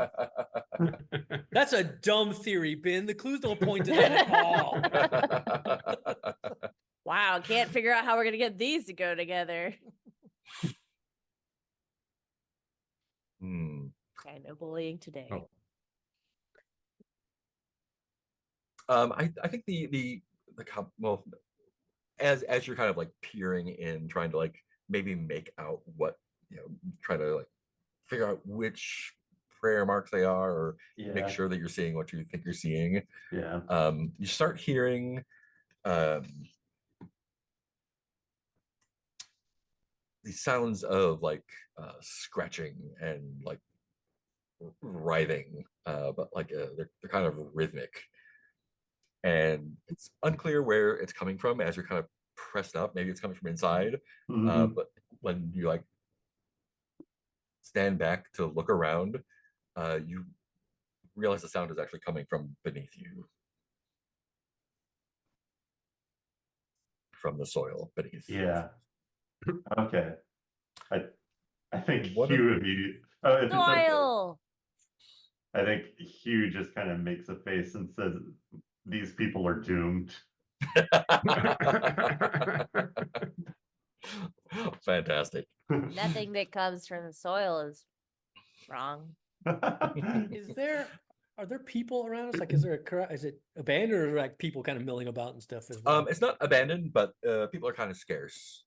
I would like to collect some of the soil. Oh, you're absolutely able to do that. Yeah. Cool. Are there enough And people then for I me would to- like to oh. maybe do an information roll Oh, by what do you? comparing it to soils I already have. Oh, Oh, interesting. nice. I Interesting. pull out my little spice Yeah. rack. Your and I'm mini like, your mini forensics lab? eh, Cool. all soils tell a tale. Mhm. What's What? been buried before. Stop eating them, Zeph. These are precious. Feels like this is also with insight. Damn it. So you're rolling Sure. 2 dice plus 1. Or is it with advantage because it's using a thing from the altar? Or Oh, do you want to use the thing? Do you want to mark off Oh, your altar yeah. item for I'll mark off my advantage? altar item. Yeah, give me that Woohoo. advantage. Great. I don't know how long a run is. Yeah. Use it all. And this is the same as like we basically get one use out of it unless there's Spice like rack. something later that lets us repopulate our altar. or What was whatever. my Yeah, exactly. third thing? Oh yeah, well, it's your Deleted. third thing. Oh, my bag full of feathers. Bag full of Energy- feathers. energy Cool. So when bag. you mark off an item from your altar, you get to roll with advantage, which means you roll 3 dice and take the top 2. Why not? How would you 6? just curious? I Sorry? know What was that, Nick? 3d6. 3d6, yes. Sweet. All right. Dirt insight. Got it. 2, 3, 2, and 3, and a 6. 6. So that is a 9 plus 1, which is a 10. Woo! Oh, that means I don't have to call up the complication. Cool. So We all like that. yeah. Tell me what it looks like as you're like, what does it look when you're comparing samples? I think I'm just noticing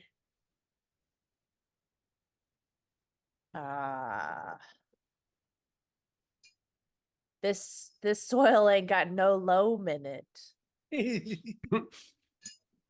What is the comparison process? Are you just like eyeing them, or are you doing stuff? Like smelling them and tasting them and feeling them,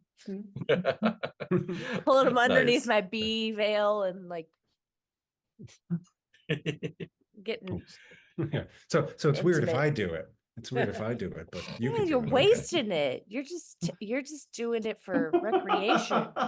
It's for You don't have the science. knowledge to know what you're looking for or feeling for. You're eating 100-year-old dirt. That's Great. the You good would know the dirt. difference. That's the good Wasting the one. good dirt. Yeah, and I think I noticed that there's no like organic matter in it. Ooh. Hmm. It's ain't got no loam. Interesting. Cool. The other thing you notice as you're kind of doing this, there's there is like city wildlife around, pigeons and whatnot. Bird And as you're kind of feathers. where are you conducting this little experiment of yours? I'm sitting in the ground. Nice. And nearby you hear the sound of birds, not super close by, but nearby.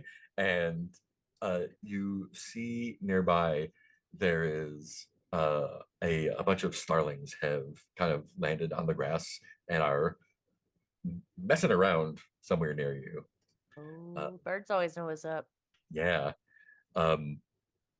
And once you take a closer little look there, you see that they're actually kind of like hopping around, like, but they're like a little off kilter. And they seem to be kind of like congregated around this pile of berries and blossoms, like little bits of plants that they've collected and kind of brought together here, and they're just kind of like pecking at it a little bit and hop around, and like one of them falls over and they get back up and kind of hops around, and they're like having a little like Starling Burning Man thing going on here. It's just like having a good old time around this pile of weird berries and stuff.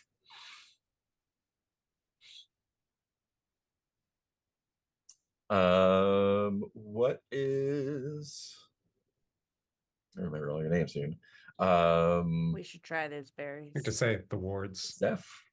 What The are wards. the war? What are the ward boys up to? Meanwhile, the ward boys have got themselves Freeze in a mess of frame. trouble. Yeah. You can't use this much electricity to make moonshine. I don't understand.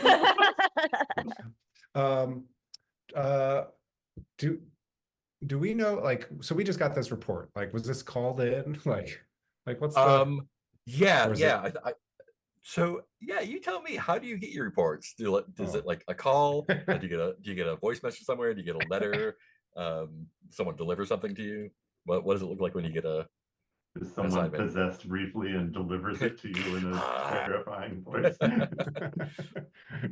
just like somebody stops in the street and opens their mouth and like, hello, angels. Like in, It's Charlie here to no. I know, shouldn't we?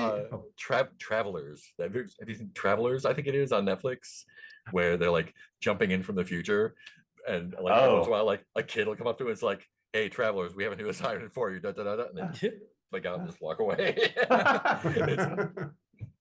top tier. It's really good I stuff. kind of like that now. Like, it's kind of cool. Yeah. Let's say it was like someone nearby like stops. Is like, custodians, go to this warehouse. Blah, blah, blah, no. Take it off. Love it. That's awesome. Do we have like a shitty semi social services office that we work out of? Just No, or just have like, an okay. office.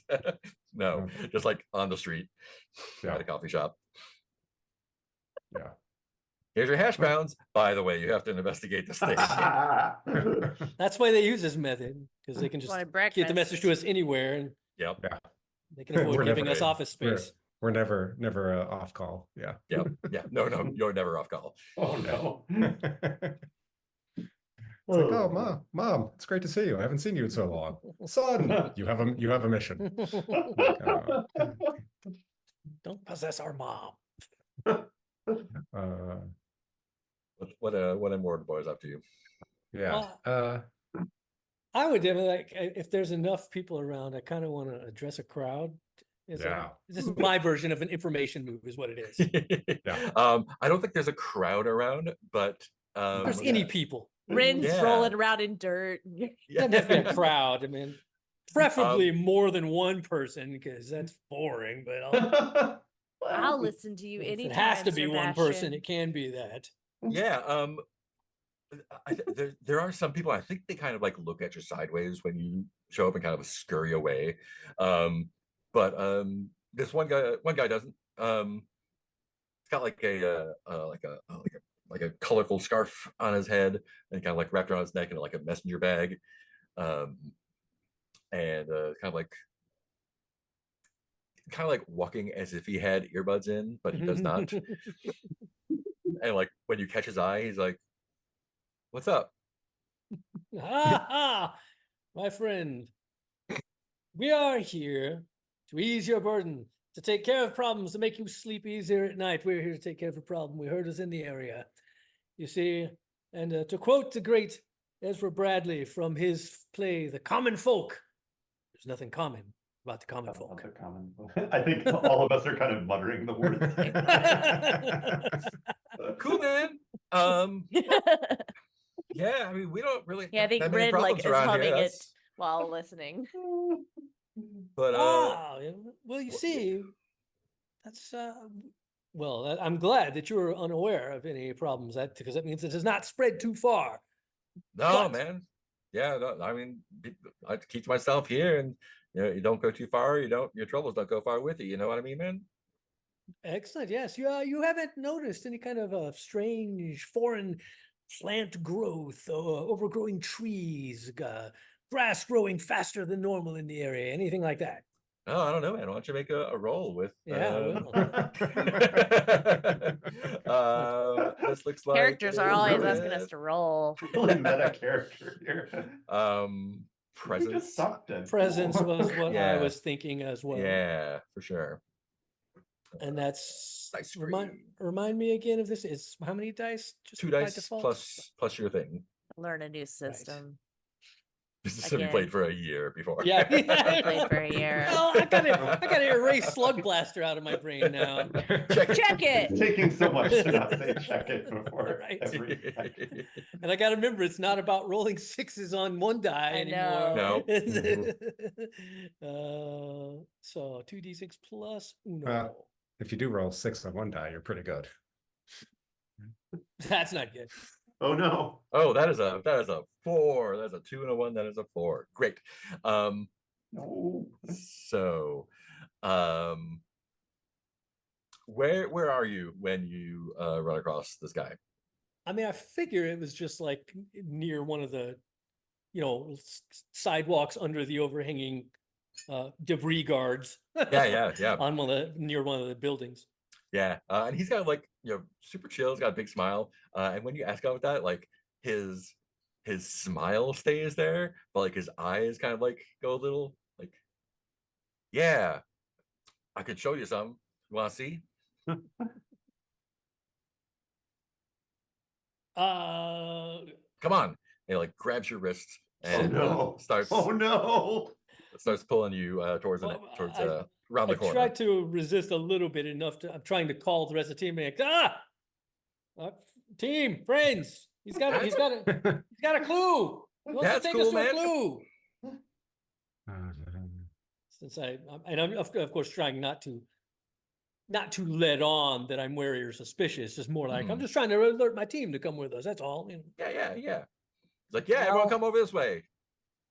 I gotta leave some dirt for somebody else. Zeph, Rin, Hugh, over here.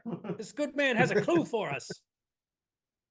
And he brings you around the corner to where there's more of that graffiti. Only it's the perimeter's a little bit bigger and it's a little bit there's more of it. Some quality stuff. And not only are like the moss and flowers on it, but there's actually like tendrils of things. It looks kind of like stuff that should be hanging down, but it's hanging sideways, kind of. And he's like, "Yeah, check this shit out." And he puts his hand up to your face and you can't see it, but makes some sort of symbol on your forehead and takes a step back. And when you look back at the wall, the tendrils shoot out at your face and pull it into the wall, and you go black. If the rest of you are here, you see that happening. No, not again, Sebastian. Here's where our verses come into play. Right?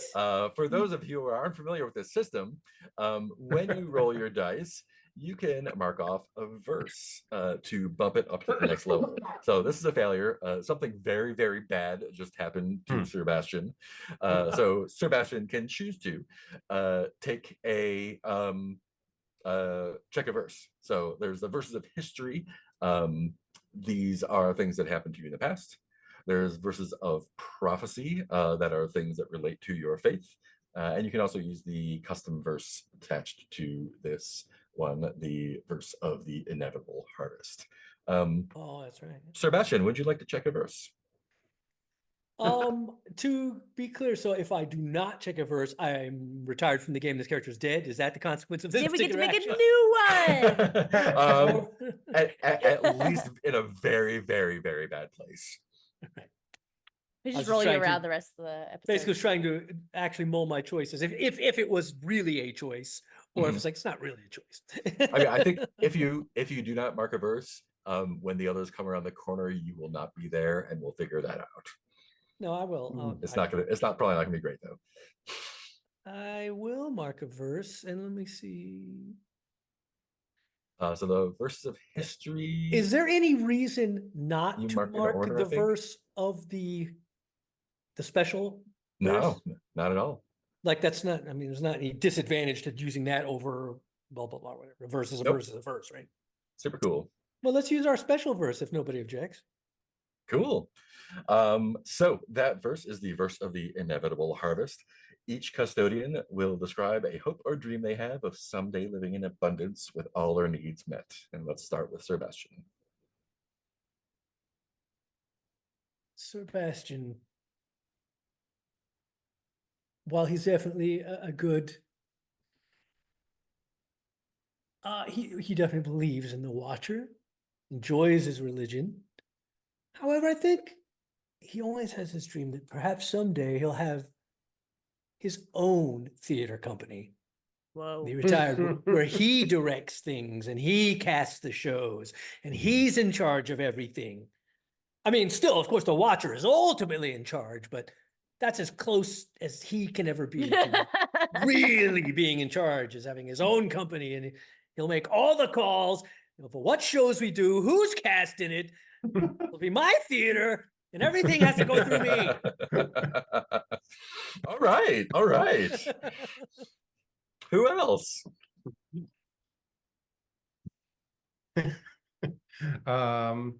Yeah. My dream is not a single Saint Electric, but like everyone has their own Saint Electric. Just like Ooh. everyone has their own power grid and like is just like peacefully living under their own tree, and Oh my. you know, just everyone has their own, like we can all be like separate, and you know, we can talk to each other when we want to, and we can leave when we don't. I can see why you were put on assignment. Probably does not sit well with the higher ups. He probably doesn't talk about that dream too much out loud. Not anymore. I think. Did anyone ever watch the Woodwright Shop on PBS? It has this opening sequence of somebody kind of walking into a town and then going down like a set of railroad ties and going further and further into the woods. I think Hugh's Abundance has a sequence like that, and then he finally arrives at an old shack. But he steps into it, and there are old pictures of, no, he steps past a door frame that has like marking the height of the kids on it.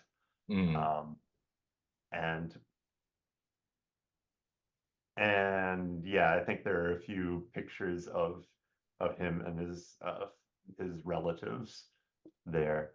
And it's just, I think it's just that, and like tottering piles of old books around, and you just see him kind of pick one of them up and kind of flip through it while looking out at the birds or in the woods around him. Nice.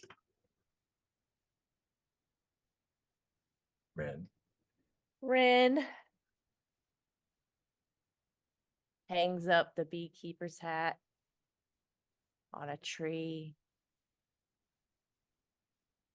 without leaves, naked in the wintertime. You are, or the trees are. The trees are. Okay. different scene.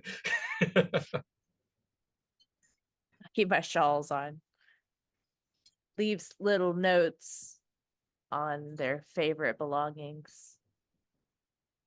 Their bag of bird feathers, the dirt.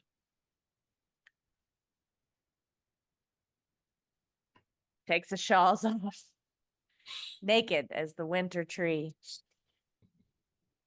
And lays down into an unmarked grave, pulling the soil up to their chin like a comforter, sighing out one last sigh,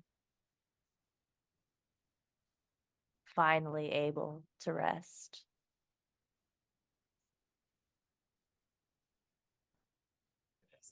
Naked. Naked. I um, didn't mean, I was just like, I just think I get rid of my stuff. That's what I do. Not supposed to be sexual. cool. Before we jump back, let's take our second break for half the hour. Funny. So we'll be right back.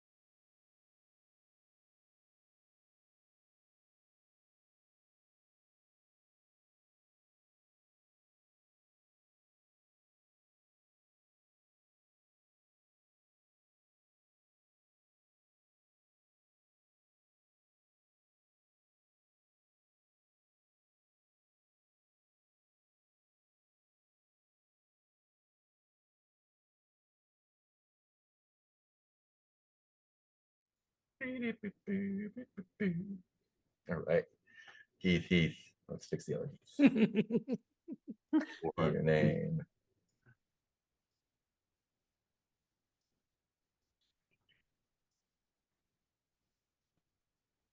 That's what I get for trying to make the overlay at the last minute. Dice screen. Oh, I did it on the dice screen, but I didn't do it on the screen. That's it. Alrighty. Cool. Sweet. So we were investigating the stuff around the corner with the guy.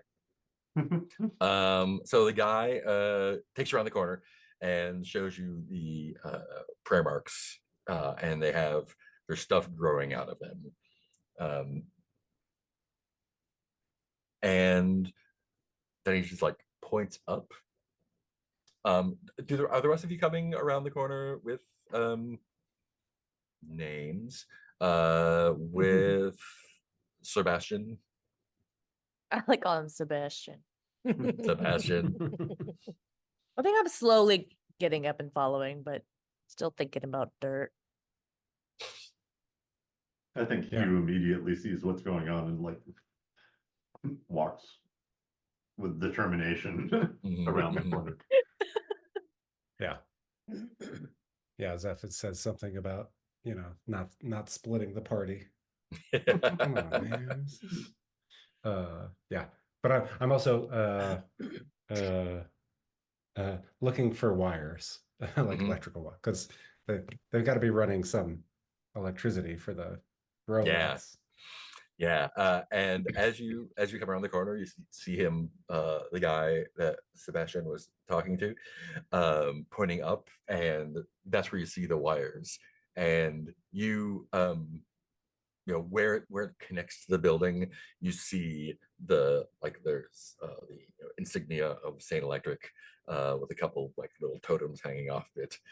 But where the wires like connect to the building, it looks like the moss and greenery that's growing out of the prayer marks below have kind of wound their way up the building, and there's like vines entwining around the power cords, and the wires like creeping across the clotheslines.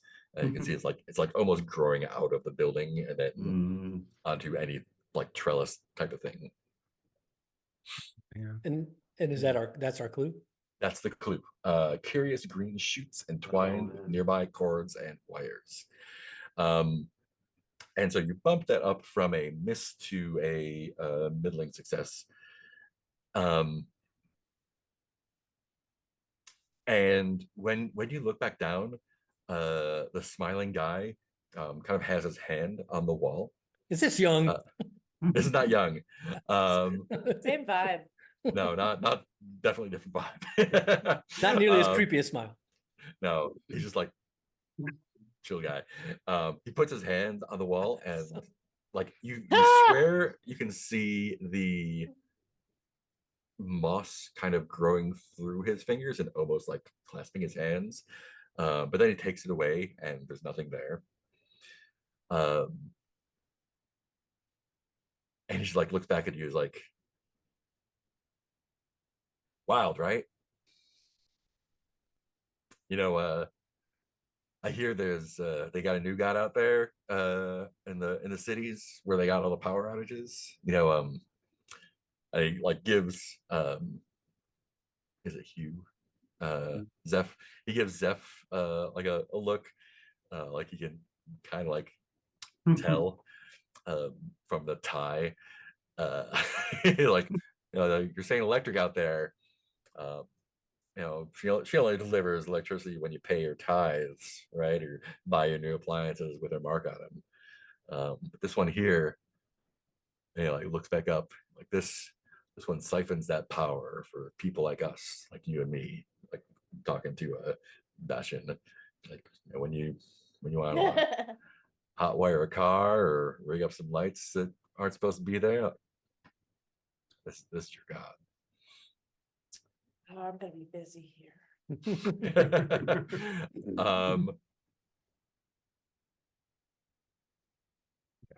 I think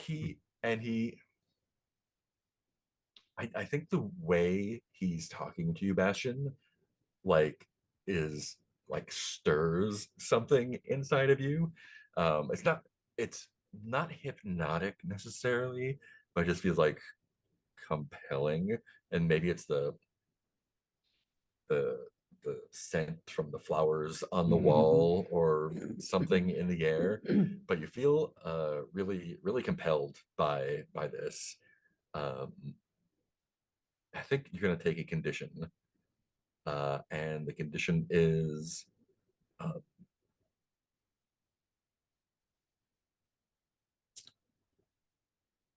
what's the word I'm looking for? Super awesome.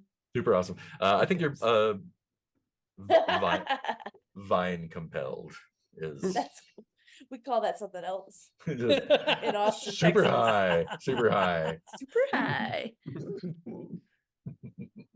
I think someone will be like, "You, sir, have a very commanding presence. Is there a theater company in town? 'Cause if so, you should be part of it. And if there's not, you should start one."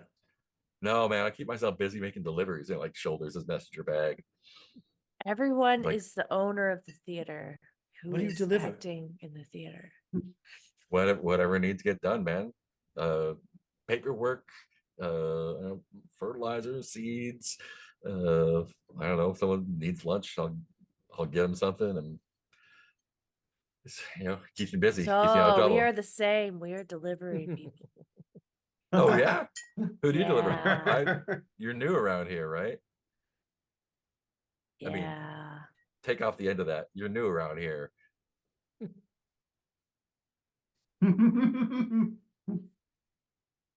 Well, as I mentioned, we're just here temporarily looking into some things. Just carry things where Oh. they need to be. Lay them down in the soft soil. Let them meet the embrace of a final sigh. Your friend is creepy, man. That's not, you know what? But they're creepy in a You just poetic way. nods. I already have a few choice roles in mind for you, Ren. I can see you playing some very good parts. You're very poetic in a creepy way. I think Oh, I so might you're be like a traveling like theater troupe or too something. scared to Yeah. go on this Yeah. stage. Yeah, something like that. Yes. Cool. Lot of- What's the lot suit of doing with you? publics. Is he like your backer? Dude, just the tie is ironic. I think you have Oh. genuinely never heard Zep say that. It's one way okay. Respect lowered. One way or another. I'm gonna find you. I'm gonna get you. One way or another, we're all wearing a noose, right? We're all dancing to Is someone it else's like an Avril song. Lavigne tie? Like Excuse me. Man, I I have- can already feel my effect on this group. You're speaking more poetically than I've ever heard you speak. Well, this is my monologue. This is what I'm saying. This is nobody has a choice here. oh, did I do a monologue? I don't think you did. No. Your questions Because are I got did you undermine- interrupted. Did you undermine the orders of your superiors, or were you vulnerable to someone? Who are my superiors? From the agency, from the folks who are giving you assignments. This god is a god of life. I think that it's not its time. Are you saying that out loud? I think I'm saying it to the moss. Like I think I'm at the moss, Hmm. feeling it, and I'm like, this god it's a god of life. It's not ready for the embrace of death. I don't think it's our place to take it down. We're right And now, smells it. we're merely in the investigating stage. No one has said anything about taking it down. But we're gonna take it down. Whoa, man! Like that's you can't just like come into someone's shit and like he looks like he wants to shove somebody, but he's not going to. But he's got a little jumpy. He's like, dude, like that's not. Sir, You, on the other sir, hand, not long. I promise you, sir, we're here investigating. Now, the fact is, there are unsanctioned godly things happening here, but we will look into all possibilities as Are you to with the how to fucking address government? those. I can There's neither unsanctioned look, there's unsanctioned gods everywhere. And we don't need your fucking kind coming in here. So why don't you just fuck off? Yeah, nobody notices my Charles Tyler shoes. Like, what is? It's always the tie. I don't. I'm not. I'm out of Rin here, is like man. wearing a beekeeper's veil. No comments on that. I think it's good to wear what makes you feel comfortable.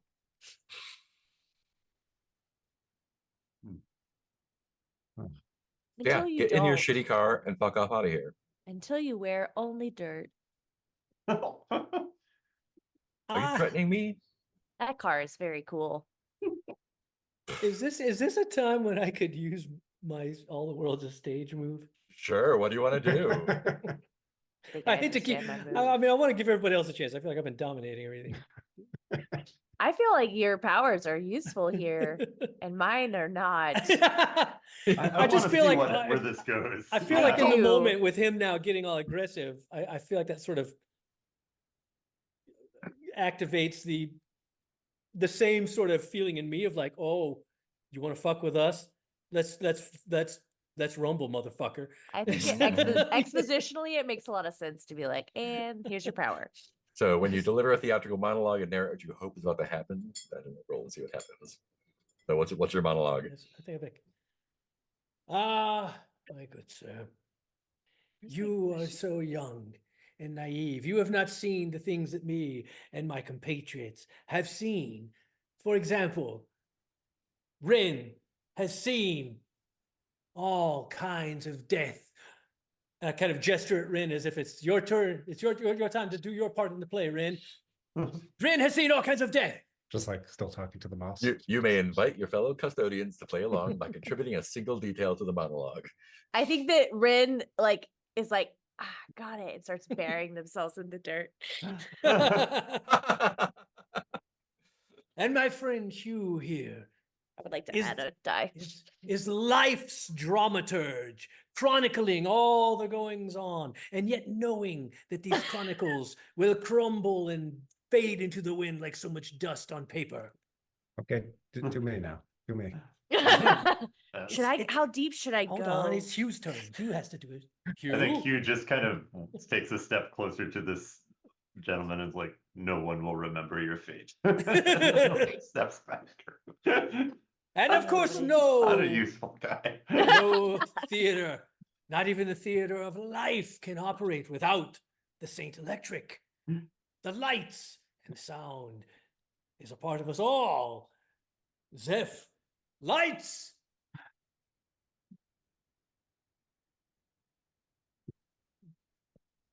Do the thing, Zeph. I'll Do the thing. wait, how do I contribute? Do the thing. However you want. I have this dumb idea that I'd like take a flashlight out and just like Love Put it. it in your mouth like shine Fester. shine a spot. Oh, yeah. I just shine a spotlight on Sebastian. Just be like, yeah. So you see, my friend, you should reconsider your place in this world and your God's place in the world, for your God is not yet experienced enough to take on a leading role. And that I is love why it when he introduces you us. You should help us in our investigation so that we may help your God to find its footing and its place in the show. Because right now it doesn't know its lines. Ooh. Great. Roll with presence, and you're gonna add an extra one since everyone participated. And that's so roll presence, and you said just add one more. Yep. That's how it works. Gotcha. So So you're 2d6 rolling plus plus 2, two. basically. Gotcha. Yeah.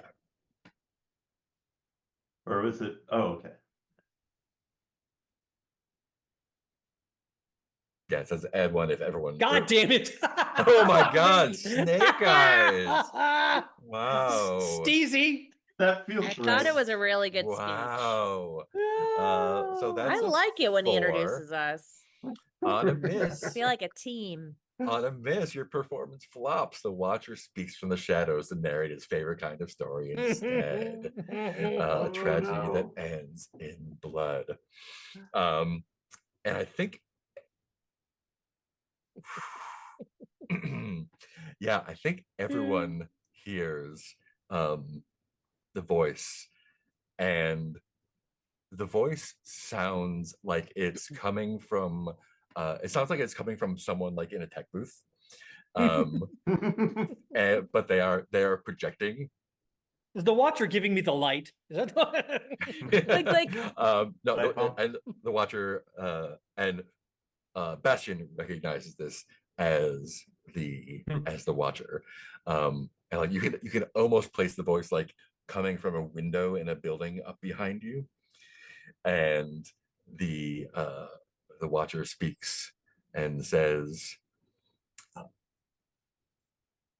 Bastion, relying on the same hackneyed lines as he's rehearsed in his private room time and time again, was so self-absorbed that he did not see the blade coming for his heart. Wow. As he gestured to his final compatriot, he felt the piercing and the warm drip down his breast. And you look down, and the messenger has produced looks like pruning shears, and he is they're in your heart, they're in your chest. Just died they're twice they're already. they're I in your know. chest at least. And he leans in to you and says, and like as his mouth is saying the word and as he's saying the word, you hear the watcher say the same lines. He like has the shears in your chest and puts his hand on your shoulder and brings you close and just says, with the watcher repeating, all things decay, but bring Oh, forth God new damn it. life. I got another job. um I got right now you are only stabbed. You can write a verse to bring it up, or you can just take the condition stabbed in the heart. Fuck that. We're marking a verse of history. Yeah. Great. So verse of history. I'm fully adopting the smoke 'em if you got 'em for this game again. Fantastic. We are Flashback gonna to your make new childhood. characters. This will be a flashback to your childhood, showing your first direct encounter with a god. Except for now, just that is the one I'm choosing. But for verses of history, you can choose any of them in any order, right? I believe so. Yes. Yeah, I mean that, but as what I'm choosing. Very quick. Since we all participated in that, do we all get the condition a disappointment? Oh. I think you're right. I think you're right. See. No, worse than death. Disappointment. No, you only get down on a 7 to 9. It looks like. Oh, Wild. I Yeah. got a disappointment. Because otherwise you. Oh yeah, good point. Yeah, a fail just means I fucking die basically. Yeah. So that was actually better for y'all than if I'd rolled a complicated. Good. Thanks for success. getting but stabbed you're for us. but you're bumping it up, so there will be a. Oh, that's true. Oh, so then we guess. What? No, keep this. You can handle that in your chest. What is it? It's a little tickle. Hear me out. So as the shears penetrate your chest, let's see your flashback to your childhood, showing your first direct encounter with a god. Okay, we got an idea here. So we've formulated. And if you want to save the thing on it, we can do the narration later, and just do the results now. No, I mean I basically got it. I think Okay. I'm a kid. My mom is my mom's holding my hand, and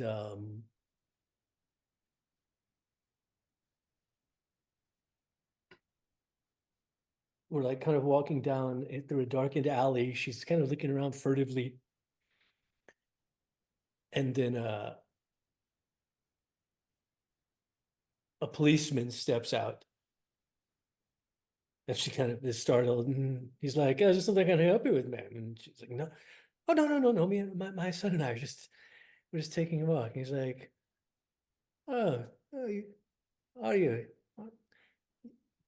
You're not perhaps heading towards that the hidden theater that's not allowed, are you? That we've seen you coming from late at night." She's like, "Oh, well, I don't know what she's talking." And then like another policeman approaches from the other end of the alley, so now we're cornered. She's like, I don't know what you're talking about. He's like, "Ma'am, there's no use in denying it. Hmm. Now your only chance out of this is if you help us to infiltrate and get us in there so we can take it down, like a sting operation." And she looks nervous as they're approaching, and then she's like, she kind of bows her head and closes her eyes for a second and sort of wakes back up with like a renewed confidence and vigor.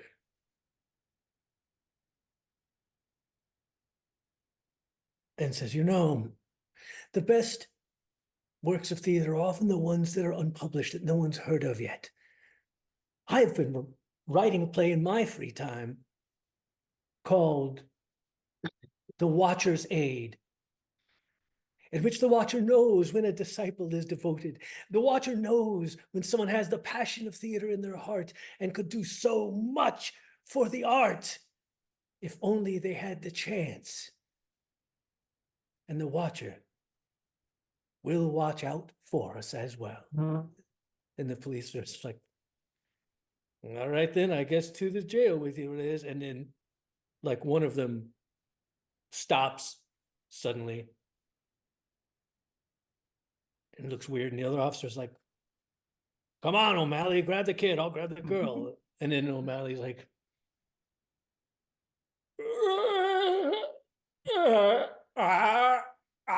and his head tilts back, and like a spear juts out of his mouth, shoots, and then like a hand comes out of his mouth holding the spear, and like another hand comes out and like splits him in half.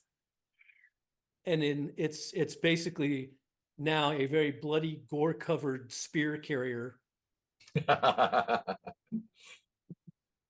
who's like, "Don't worry, ma'am, I've got you," and it just runs and at unnatural speed and just kebabs the other cop, and then lifts the spear up, and the cop slides down the spear, and he's like, "Now you go have a good rehearsal, ma'am."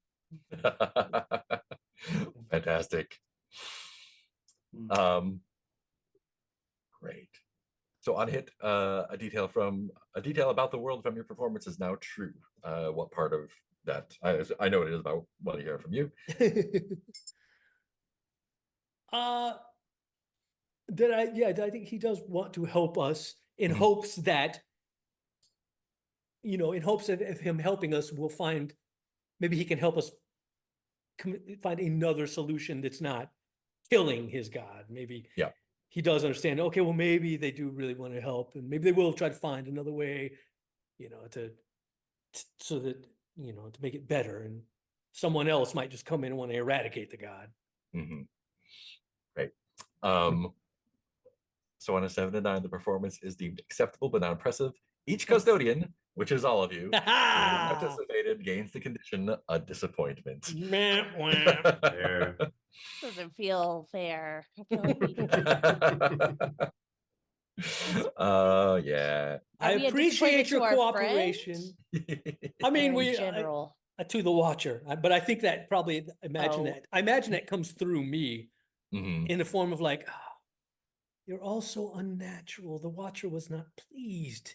We must." I think it actually comes from the voice. Oh, does it? Great. I I think will it's just like a acceptable.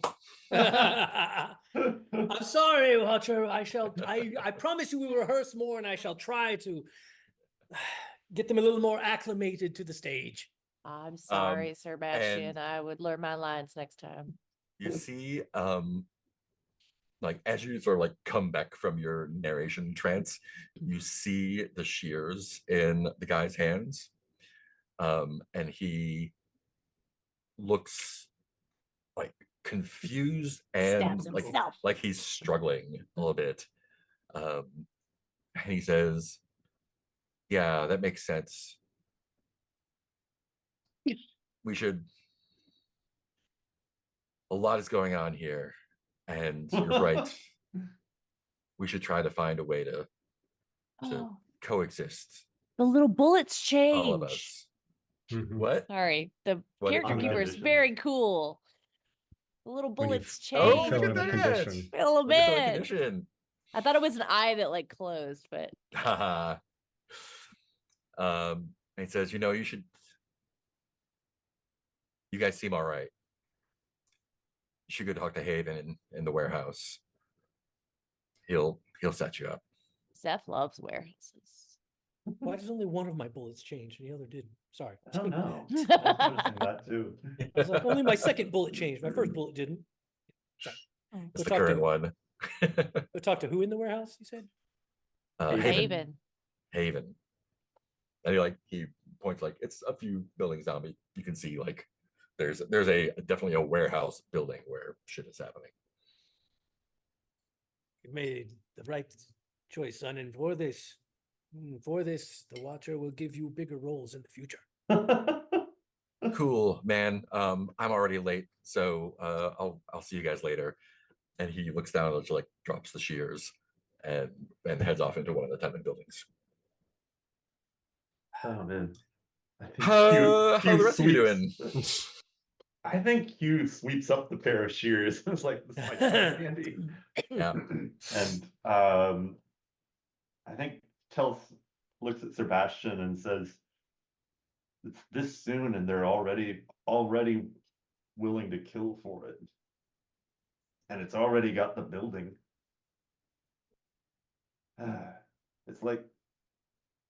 It's like an old pitcher plant. It's designed to smell rotten and attract everything to it, and then an insect lands on the edge of what they think is heaven, but it's slippery, and it's such that the angle makes it the more that they struggle, the more that they fall. And they go faster and faster. And then they just die and rot. This is a pitcher plant. They're trying to outrun their god. I guess we all are in our way." Just kind of cock the shears over his shoulder and goes off in the I direction. think and Sir claps and is like, if you had performed like that 2 minutes ago, we wouldn't have Bill. You wouldn't have disappointed the Watcher. I think Ren hears I think Ren hears that and kind of wanders off and is like, I got some things to take care of then. Oh, Oh no. Nice. Is there some I'll sort of I'll meet you there. I want to Wait. invent some kind of rude gesture for this world that Hugh kind of aims over his shoulder at them. What's the I think it's the same. It's just the same. Okay, so it's just a middle finger over the back. Sorry. Zeph, how Okay. do you feel about these? I mean, basically, from what he said, it sounds kind of like this god is using these vines to siphon electricity off of the grid without paying either monetarily or with sacrifice. yeah. Mm. Well, How do you feel about that? I mean, I respect the hustle, but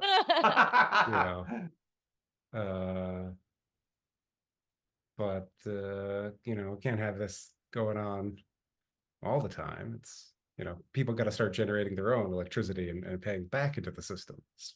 That's how it works. And it's as you look mutual. around, like this is not the only place this is happening. Like Oh, this is a problem in the area. yeah. Can I search for a clue? Ooh, how would you like to do that?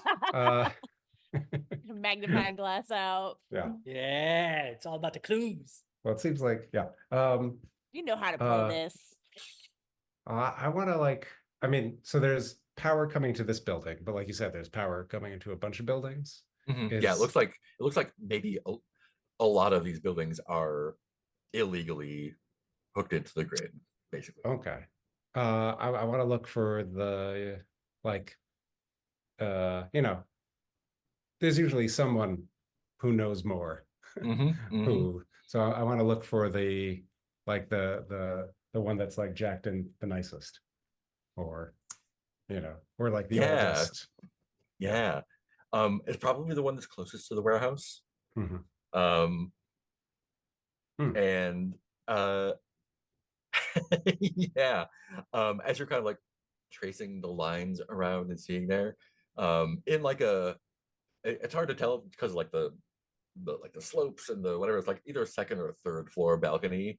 Um, as you're kind of tracing the wires, you kind of trace it right to where there's a elderly woman kind of hanging over her railing, smoking with a tea mug or coffee cup.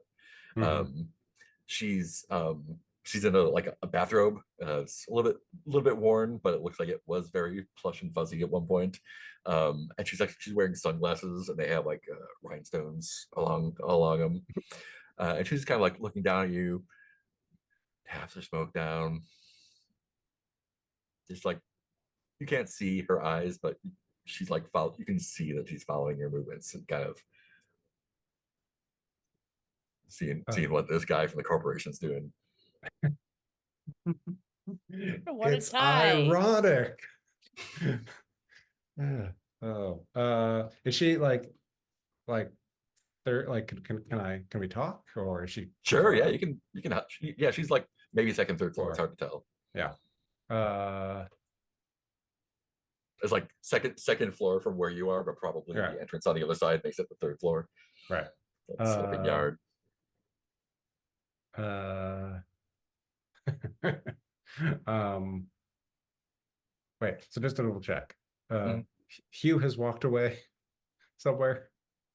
I've walked towards the building they were talking about. The Okay. warehouse. The warehouse. Yeah. And Red, are you also? I think I've wandered around. I think when Hugh made that speech, I was like, oh no, there's gonna be dead bodies around. I gotta take care of those. Oh, And then starts like I think Ren's like sniffing around the outsides of the buildings. ooh, hmm. Yeah. Uh, yeah. I think I'll yeah. You got another cigarette I can bum off you? You want one of my cigarettes? It's a traditional ice breaking. Is no one in this town chill? What is I, up with chill, sweetheart. She she like well, chucks it down to you. Doink. Like, yeah. like, you want some coffee too? And she holds out her mug. Kind of like, I'm wasting my coffee, not tea on you. Yeah. What are you looking for? Uh what are we looking for? Just like bad shit, man. You know, like Ain't no bad shit here, just good shit. yeah, no, good shit turns to bad. We Well, then should you use the bad shit to grow more good shit, you know? well, that's that's not a bad way to look at it, but you gotta find the bad shit first. Well, You bad gotta shit's everywhere. You just gotta know how to turn it. well, so then if bad shit's everywhere, where are we? This is somewhere. So there's Oh, yeah, bad it's all a matter of perspective, don't you think? well, yeah, but like some bad shit will eat you before you can turn it over Well, and plant new. God's everywhere, so you gotta feed somehow. Uh, uh, yeah. I know the line. We get to choose who eats us, right? Now, That's sometimes, if you're lucky. Oh yeah. What do you are you lucky? You know, I never thought about it that This way, is but a I suppose I pickup am. line. Zeph's gonna get laid. Laid. Uh wait, sorry, lucky. Yeah. Um yes. Yeah, we should name this woman. She's gonna be around. She has a name. She has She's a part name. of our crew Oh. now. Yeah. Like would you like some rocks or something like Some rocks? no, that was out of character. This is all in character. Oh. That I was thinking to myself about how people give each other presents when they get created. Anyway, the point is, I'm looking for a god who is gonna get out of control soon. Why would you want that? Because I want to stop it. Because I want to get out of this shit job.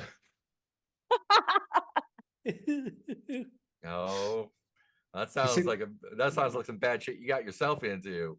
well, as a community, if we could just turn it over and plant some good shit in the bad shit. The community. Sweetheart, we look out for each other here. I'm here too. Well, I don't know you. My name's Zeth. Patricia, nice to meet you. Seth? Yeah. Just do me one favor. Oh, you want a favor now? Do you need a lighter? Is that what you need? Actually, do me two favors. All right.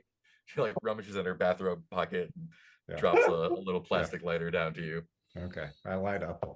It takes quite a few before you get like one of the tiny little flames. I definitely think Sir is surreptitiously watching this with great amusement. The cigarette smells herbal, Oh, like not like weed, but like right. one of those like fake like herbal cigarettes, kind of like not a clove, but not a clove, in like that. you're kind of like you're smoking like hay and patchouli. Uh-huh. Yeah. I And try to as throw. as you take your first inhale, Oh no. your mouth like you get a. Do you smoke? Does your character smoke? Yeah, I mean socially. Yeah. So it kind of reminds you of like the first time you had a cigarette that like you weren't choking on. Like the first time you're like, okay, I know how to smoke. Taking a big lungful of nicotine and you get that like lift. And this kind of feels like that, only without like the desire to puke a little bit. And it kind of like it triggers some like some memory. It's like you can't really pinpoint what it is, but like maybe more of a feeling or like a feeling of a memory, like when you were, I don't know, sitting in the sun somewhere. You don't like, it's not hallucinatory. I think it's just like, this is pretty good. This is, yeah. What's the other favor? I honestly can't remember, man. Yeah. Oh, yeah. Can you point me to, wait, no, that wasn't it. What was, ma'am, before I ask you for another favor, That's just one three more. favors, son. If I was a genie, I'd be all done with you. You will be soon. Don't worry. I'll be in that claptrap station wagon and out of here, back to my shit job, and I'll leave you to your shit coffee. Well, I'll have you know this is tea, son. Well, I wouldn't know. You didn't share any. Well, you didn't come up, did you? Okay, then. Where's the door? Around the other side. Okay, before I just look, man, I don't want to monologue on the nature of gods, but they're kind of like wolves, if you think about it. Like, they look like dogs. Sometimes they even act like dogs, like they're part of our family, but they're not. and given a chance, they won't stop unless there's a fence or a wall to stop them. They'll just keep moving and hunting. Is that what you think Uh, about your saint? Between you and me and everyone else here, yeah. Well, I don't really feel like that about ours. I mean, our garden down there might need a little bit more than usual flower bed, but it provides. It's not to say I don't worry sometimes about what's going to happen if we can't feed it proper, but folks over at the warehouse seem to know what they're doing, so I'm not too worried about it.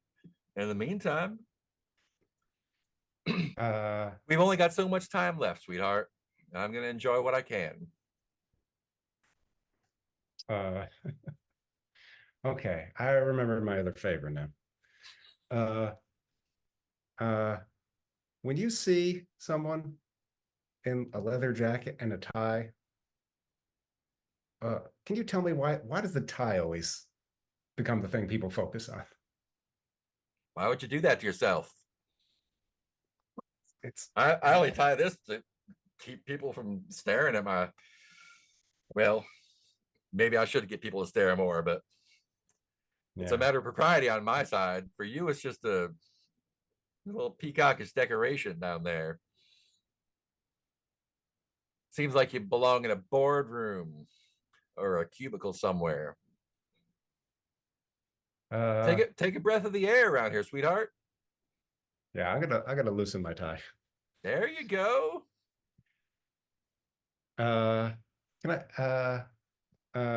just one, what was Patricia? Patricia Morrill. Merle. I will not take out a notebook and write that down. Just I really hate just saying one more thing. It's like that old radio serial. Mhm. Are you Column. attempting to click a clue at this point? Yeah. Okay, great. Yeah. Let's do the roll, Yes. And see how it goes, and then we Yeah. will finish that up. I So want it to. sounds like. Oh, go ahead. Oh yeah, I think presents because I'm Yeah, for trying sure. to. Can I? Mm-hmm. How do you feel about me clicking one of my charges? Ooh. Let me refresh my memory on what that means. Uh, All the way down here. There it is. I get it. Mark a charge box and make your roll with advantage. Yeah. So, what does it look like when you channel the divine currents of the Saint Electric? Uh, it's some like ambient electrical field. So, you know, Mm-hmm. like a little maybe a little uh Crackle. little crackle, little static, little St. Elmo's fire. Like Excellent. Saint Electric's fire. if there was anything electric nearby, it might start up of its own. But Nice. Nice. yeah, just Yeah, cool. yeah, Roll 3 dice and take the top two. yeah. +1. Present zero, I think. Oh, I thought I was looking at the wrong Yeah. presence. You are Zeph Ward and you have a presence of 0. That's right. Uh,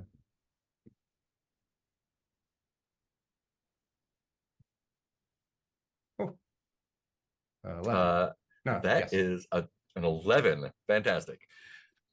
So that is a solid hit. Yeah. So what's your one more thing? Oh,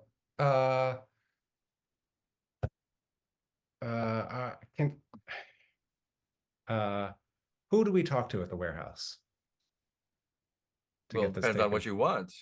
To talk about uh preventing any deaths here. Deaths in what way? I mean, you Like, talk to Avery. He's the guard. okay, and who's in charge of uh watering the god? I mean, you want to talk to Gail if it's that keeping the god in good health. Okay. Yes. And I don't know. I want to ask like something about Gail. I don't know. Tell me about Gail. What's her? Oh, she's a sweetheart. She just she's got her head in the stars, but head in the clouds, but uh she's good at what she does. Uh some people She say that she's got a touch of the god in her, Hmm. but is that's not she for me to say. she from here or from away? We're all from here. Hmm. Okay. Uh, huh. And how does she keep the god in good health?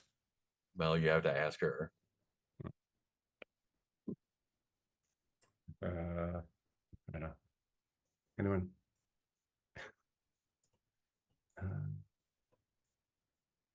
That's a good question to ask to get a clue about. So you've got a clue incoming. I'm Oh, just doing okay. some administrative work installing while we get it.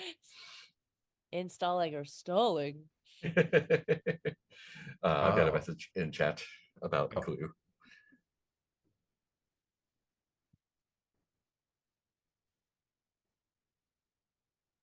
Yeah, cool. Yeah, so as you talk to her, the thing that stands out about the thing that stands out there is she's kind of leaning over a set of flower pots on the railing there, and um,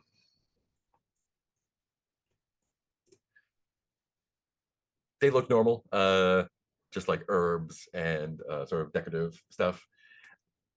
But you can see that as you're kind of maybe it's the funny cigarettes, your kind of vision kind of like tunnels on her a little bit, and becomes a little bit more vivid. Um, and you see the flower pots look like there are they kind of look like there's you'd almost take them as like, oh, she's got like string lights up around the flower pots. Like, no, like, oh, is it how is like, are they like do they have like little mariachi hats on or something?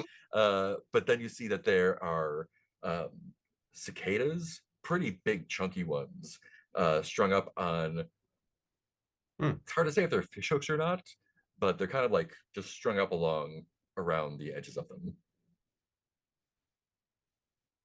And you can see that as she's talking to you, the plants, it's probably just the wind, but it looks like the plants kind of are almost like bending over to like stroke her hand on the railing. But that's your clue. Decorative flower parts, small offerings of dead insects visible among the stalks. I'd like to see what names Ren is doing. I'm following the blowflies. Following the what? I think when Hugh was making that speech, I was like, oh, there's probably dead people. And then saw a blowfly and is following it Mm. to where the dead people are Um, so it that I kind of can leads help them find their final rest. you, um, it kind of leads you in the direction of the warehouse. Yeah, I thought so.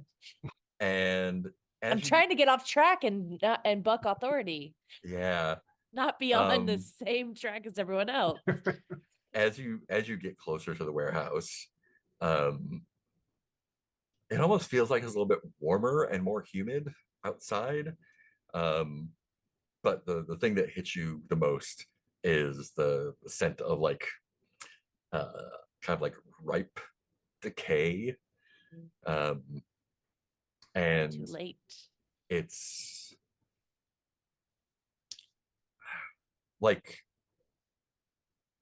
like Hugh was talking about with the pitcher plant before. It's kind of that smell. Um, it's a little sweet, and again, it kind of like triggers this like warm memory for you. Um, I think, yeah. I think we'll just like pan out on I think at least three of you kind of wandering towards the warehouse. flies kind of buzzing in the air. And we will pick up on that next time. Can I just tag one, because I want one quick Yeah, thing yeah. with Zeph. Because I thought when he was done with Patricia, since I've been watching the whole thing, I just want to have a quick scene with Zeph, where I kind of like, I guess when he turns and starts walking towards the warehouse, and I kind of start following after and be like, Zeph, took you a while to get there, but you got there eventually. And gotta tell you, I was made me realize that that's the first time my eyes have seen you like not as a kid. And that I got some reevaluating to do. I mean, I need to start viewing you as the person you are now, and not the person I last knew a long time ago. Yeah, I You look good with Smoke. makeup on. smoke my cigarette. Yeah, I think I say, yeah, why don't you keep me updated on how that's going? You might think about losing the tie. Oh, God. Nice. Cool. Let's do our end of session questions. Everyone has the same first two questions. Did you complete assignment? You did not. We tried. You tried. You're still So trying. close. Did you engage with the god, angel, or other divine manifestation? Not really, not yet. Oh well, no, that's not true. Oh, that's right. What do you we think could about the Bash did, yeah. Watcher? Yeah. Yeah, Bash could definitely check that off with his Watcher there. Cool. So let's just go and so it's not me talking. Why don't you read off your own? So let's start with Ren. Your two questions there. Did you undermine the orders of your superiors or use the assignment to pursue personal interests? Yes. I'm trying to find the dead bodies so I can help them. Mm-hmm. Cool. Go ahead and But check that. I just happen to be going the same way the others are. Yeah, it just happened to be. I don't think I was vulnerable. Cool. So you can uncheck that and move that to your advancements XP down here. Okay. Whoa. That's you. You did it. Yeah. Yeah, I think the check marks are like you can for checking them during the game so you don't forget, but it's a little bit weird checking back and forth. Zeph, what are your questions? Did you undermine the orders of your superiors or use the assignment to pursue personal interests? I don't think so. Sure. Did you deliver a monologue about any of the following? The nature of gods, the futility of individual choices, the face of indifferent powers, the horrors that society accepts as good and necessary. I'll say yes for that. Cool. Go ahead Does, and move that down to XP. Does channeling the saint count as an engagement with divine manifestation? What do you feel like? It's marginal. Yeah. Yeah. These are questions for you, so not for me. Bastion. Yeah, I did engage with a god for sure. Got killed by one, and I definitely did my monologue, and then I definitely got that vulnerability in at the end there. Even though I wasn't much I intent to squeeze it in last minute. I'd been planning on that, but I was like waiting till there was a opportunity because I didn't want to just like wedge. And I was like, wait, hold on, I've been waiting to do this. Nice. Oh, there's a little end of session thing on the left side here. That's what I want. Oh yeah, look at that. Great. And Hugh. I did do my little pitcher plant speech, so Mhm. one check for that. I did not engage with a god, angel, or other divine manifestation. I was not vulnerable with anyone. All right. That's going to be a challenge with this character, I think. Well, fortunately, you can change these questions at the beginning of every session. So, No more vulnerability. Oops, all monologues. I think. Oops, all monologues. That was delightful. I love it. Any moves at the end of the session? Nope. Any verse prompts? Nope. So when you check a verse, you don't have to do the flashback immediately. You can always do it before session, but definitely great. Great. I And don't want to that be a disappointment. is this. You're gonna have to talk to Bastion about that. I get you can clear it through his move, or you can clear it through a journey move. So, or any other move that clears conditions. Okay. Great. Then it is time for Stars and Wishes. Hooray. Let's go in reverse character keeper order. So here, Peter. Right? Yeah. I'm sorry, I was checking to see if a second disappointment condition would kill us or not. Bed of disappointment. I You're did too so much bad disappointing. theater. You I can't be in- died. I can't be in any more Sebastian's place. I'll What's the die. worst that can happen if this improv scene goes badly? Die of Woo, you don't want to disappointment. know. Are we doing stars and wishes? We're doing Stars and Wishes starting. Oh, excellent. Yeah, as usual, stars all around for. I love how quickly we are homing in on who our characters are from like 0 here. I love the tone setting. Mark is doing splendid game management as always. Star for the character keeper, which is really handy for keeping all of this straight. And star for I was one of the people on the I don't know how we can, or I'm not good with harmed animals. Thank you for everybody for being respectful and making room for that. Let's see. Wishes. I'm finding that I'm kind of playing Hugh as like a snarky and frustrated Southerner type that's really like low effort for me, Mhm. which is kind of I don't know. I feel like it's kind of a different. It's a different tone from previous characters I've been playing, so I'm having fun with that. My wish is to find more excuses to lean into that and find ways to play it against vulnerability or the like ritual of playing flute. Also, a star for.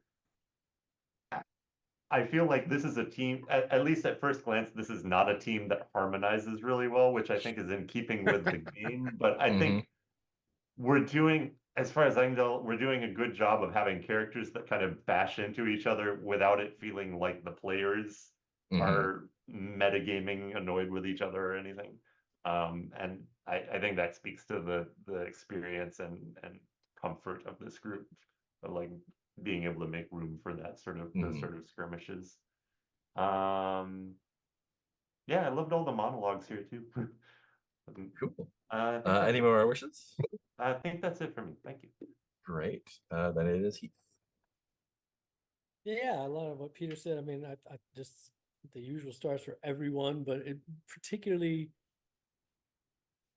I think this is partially the setting in the game as well. But man, I don't think we have ever all come in so hot as we did in this one. I think everybody just was like, out of the gate, rockets on 11. And it was awesome. I just like Peter said, I didn't feel like there was any sort of like, yeah, we're figuring out who we are. It's like, I felt like everybody knows exactly who we are and what we're doing. It was a lot of fun. And like everybody was, I just felt like everybody, including Mark, like everybody was just on fire, which is just a lot of fun to watch and play with. And yeah, again, hopefully I didn't dominate too much of the game. I felt a little like it was the Bastion show for the first half hour of the game, or whatever. I think Bastion feels that way too. Yeah, that's true. That is the way Bastion would have it. With Bastion's choice, it would all be Bastion. You'd all be side players in my show. Probably not even that, because you're disappointments. So are you. And well, let's not talk about how disappointed I am with myself. The only real wishes I can think of are just like I feel like Ben and I've had more of a chance to sort of like, just because of accidentally picking the same name of having a little more. So I'm interested in also like exploring Sir's relationship with Rin and Hugh and seeing what more is there and how they, how they interact and stuff. Yeah, Bring you'll me definitely some get that dirt. chance with the journey scenes. just to, yeah, just foster, deepen those relationships as well. But yeah, no, it's all good. It's time flew too. Yeah, I was like, Yeah. oh shit, it's 3 hours already. Damn. Yeah. Yeah, really good. That's all. Cool. Ben. Yeah. Yes.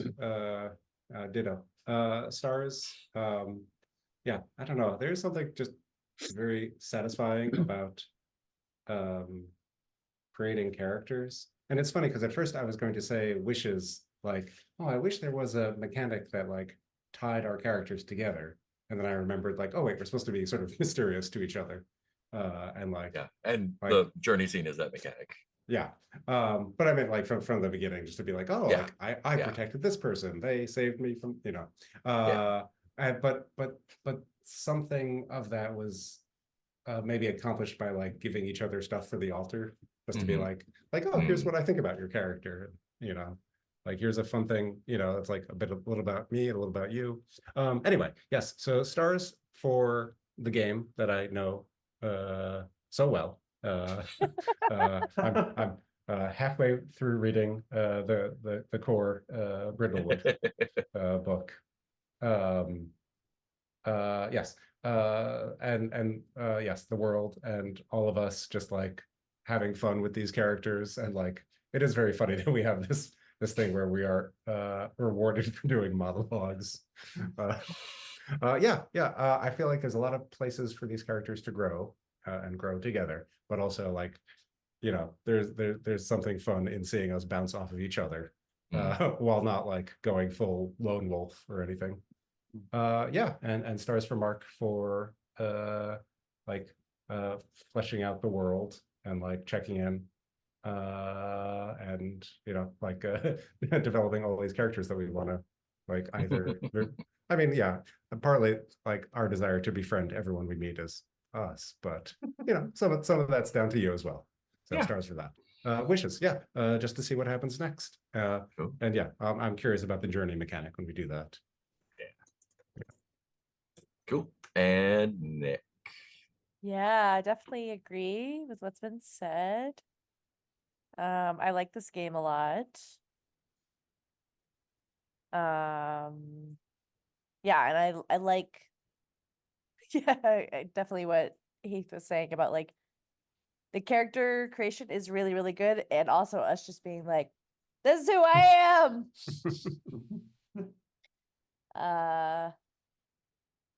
And already starting to find the ways that we mesh together, even though there will be a mechanic for that. Love a good monologue. Very fun.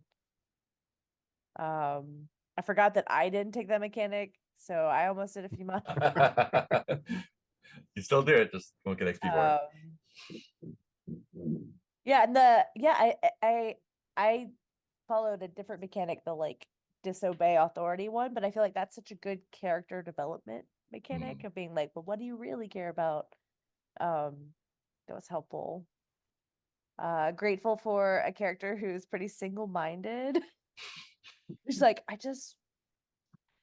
I love like characters that just like want to rest. Mhm. It's like I want to rest, but like I gotta like bury people first. It's cool. My wish is that I wish I knew how my move worked. I don't think I do. Didn't think it would come up this time. Is it far from you? Whenever you're instructed to. It sounds like you bring it up. Yeah, so I could probably tell you to mark fate as a complication for a roll. But I Or if think, I want to make a roll do better, I could do it. yeah, I think some of your other moves might mark fate. And you can mark fate to jump into action without concern for your physical safety. Cool. Yeah, Yeah. I can ask Get a you little next job. time because I Yeah, probably yeah. won't. I was just understanding game mechanics, maybe the broader way of saying that. But I was like, I'm avoiding using the only move I have because I don't know how to use it. Maybe I should fix that. Or Cool. maybe I could get away with it the entire game. Oh no, we'll get you taken care of. We'll get there. Yeah, it's just delightful. I really like it. I can't wait to listen to the podcast and learn everything about this world. And big thanks to what's his face? Ben Arcasaur. for Yeah, these Arkansas. Keeper Keepers. I love Great working with keeper. these. And big thanks to Mark for really getting us started and setting the tone and the game and just making a great world for us to play in. Yeah. That's me. Yeah, I had a great time. I like the system in general. I think this particular instance of the system is going to be really fun. Big fan of the world. I really like the way that everyone, like you said, everyone's characters straight out of the gate, 100%, 110%. Yeah, the monologues were so good. Really happy that those are mechanically encouraged if you want. I thought Ren's thing at the end right before the break with talking about talking about the current main stuff, like also like super good. Yeah, we only did investigation rolls. We didn't do any of the veiled or revelation moves yet, but we will definitely get to those. Those will a little bit more dangerous. Oh. But we did get to mark some not masks verses, which was fun. Yeah, getting yourself into trouble, marking verses is how we learn more about your character. So that's always a good time. Yeah, and I think this one is a little bit more like that's probably going to happen more. So think about your second character, I guess. Yeah, just had a great time. Only wish is to see what happens next. Yeah, figure out which assignment I want to do next, and see. I'm really curious to see how the journey move works. Just like how does it fit in and all that stuff. So yeah, looking forward to that. I'm amused at your comment. Oh yeah, we didn't use any of the more dangerous moves. Oh, maybe I can die 4 times next time. Yeah. We want to spread it around a little bit. So yeah. If I wasn't such a disappointment, I would have died. You literally die of disappointment. So good. Give me one more disappointment.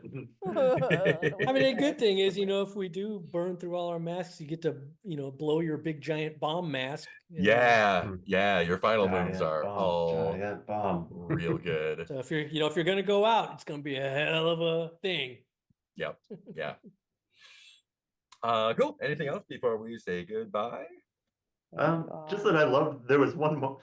This is patting. It seems like patting myself on the back, but this is, I think, loving how the game is set up of having that moment and talking with the messenger where Yes. I had you just say, "Yeah, we're gonna take down your god." It's like, Yeah. I know enough Like, about this. okay, well, let's fuck with this then. Like, yes, he's just going to say that and kneecap this whole thing. Yeah, it'll get more. Cool. Anything else? All right. Thanks for watching, Internet. Bunny. Bye. Say bye to the bunny. Bunny We'll Tatsumis. see you next time.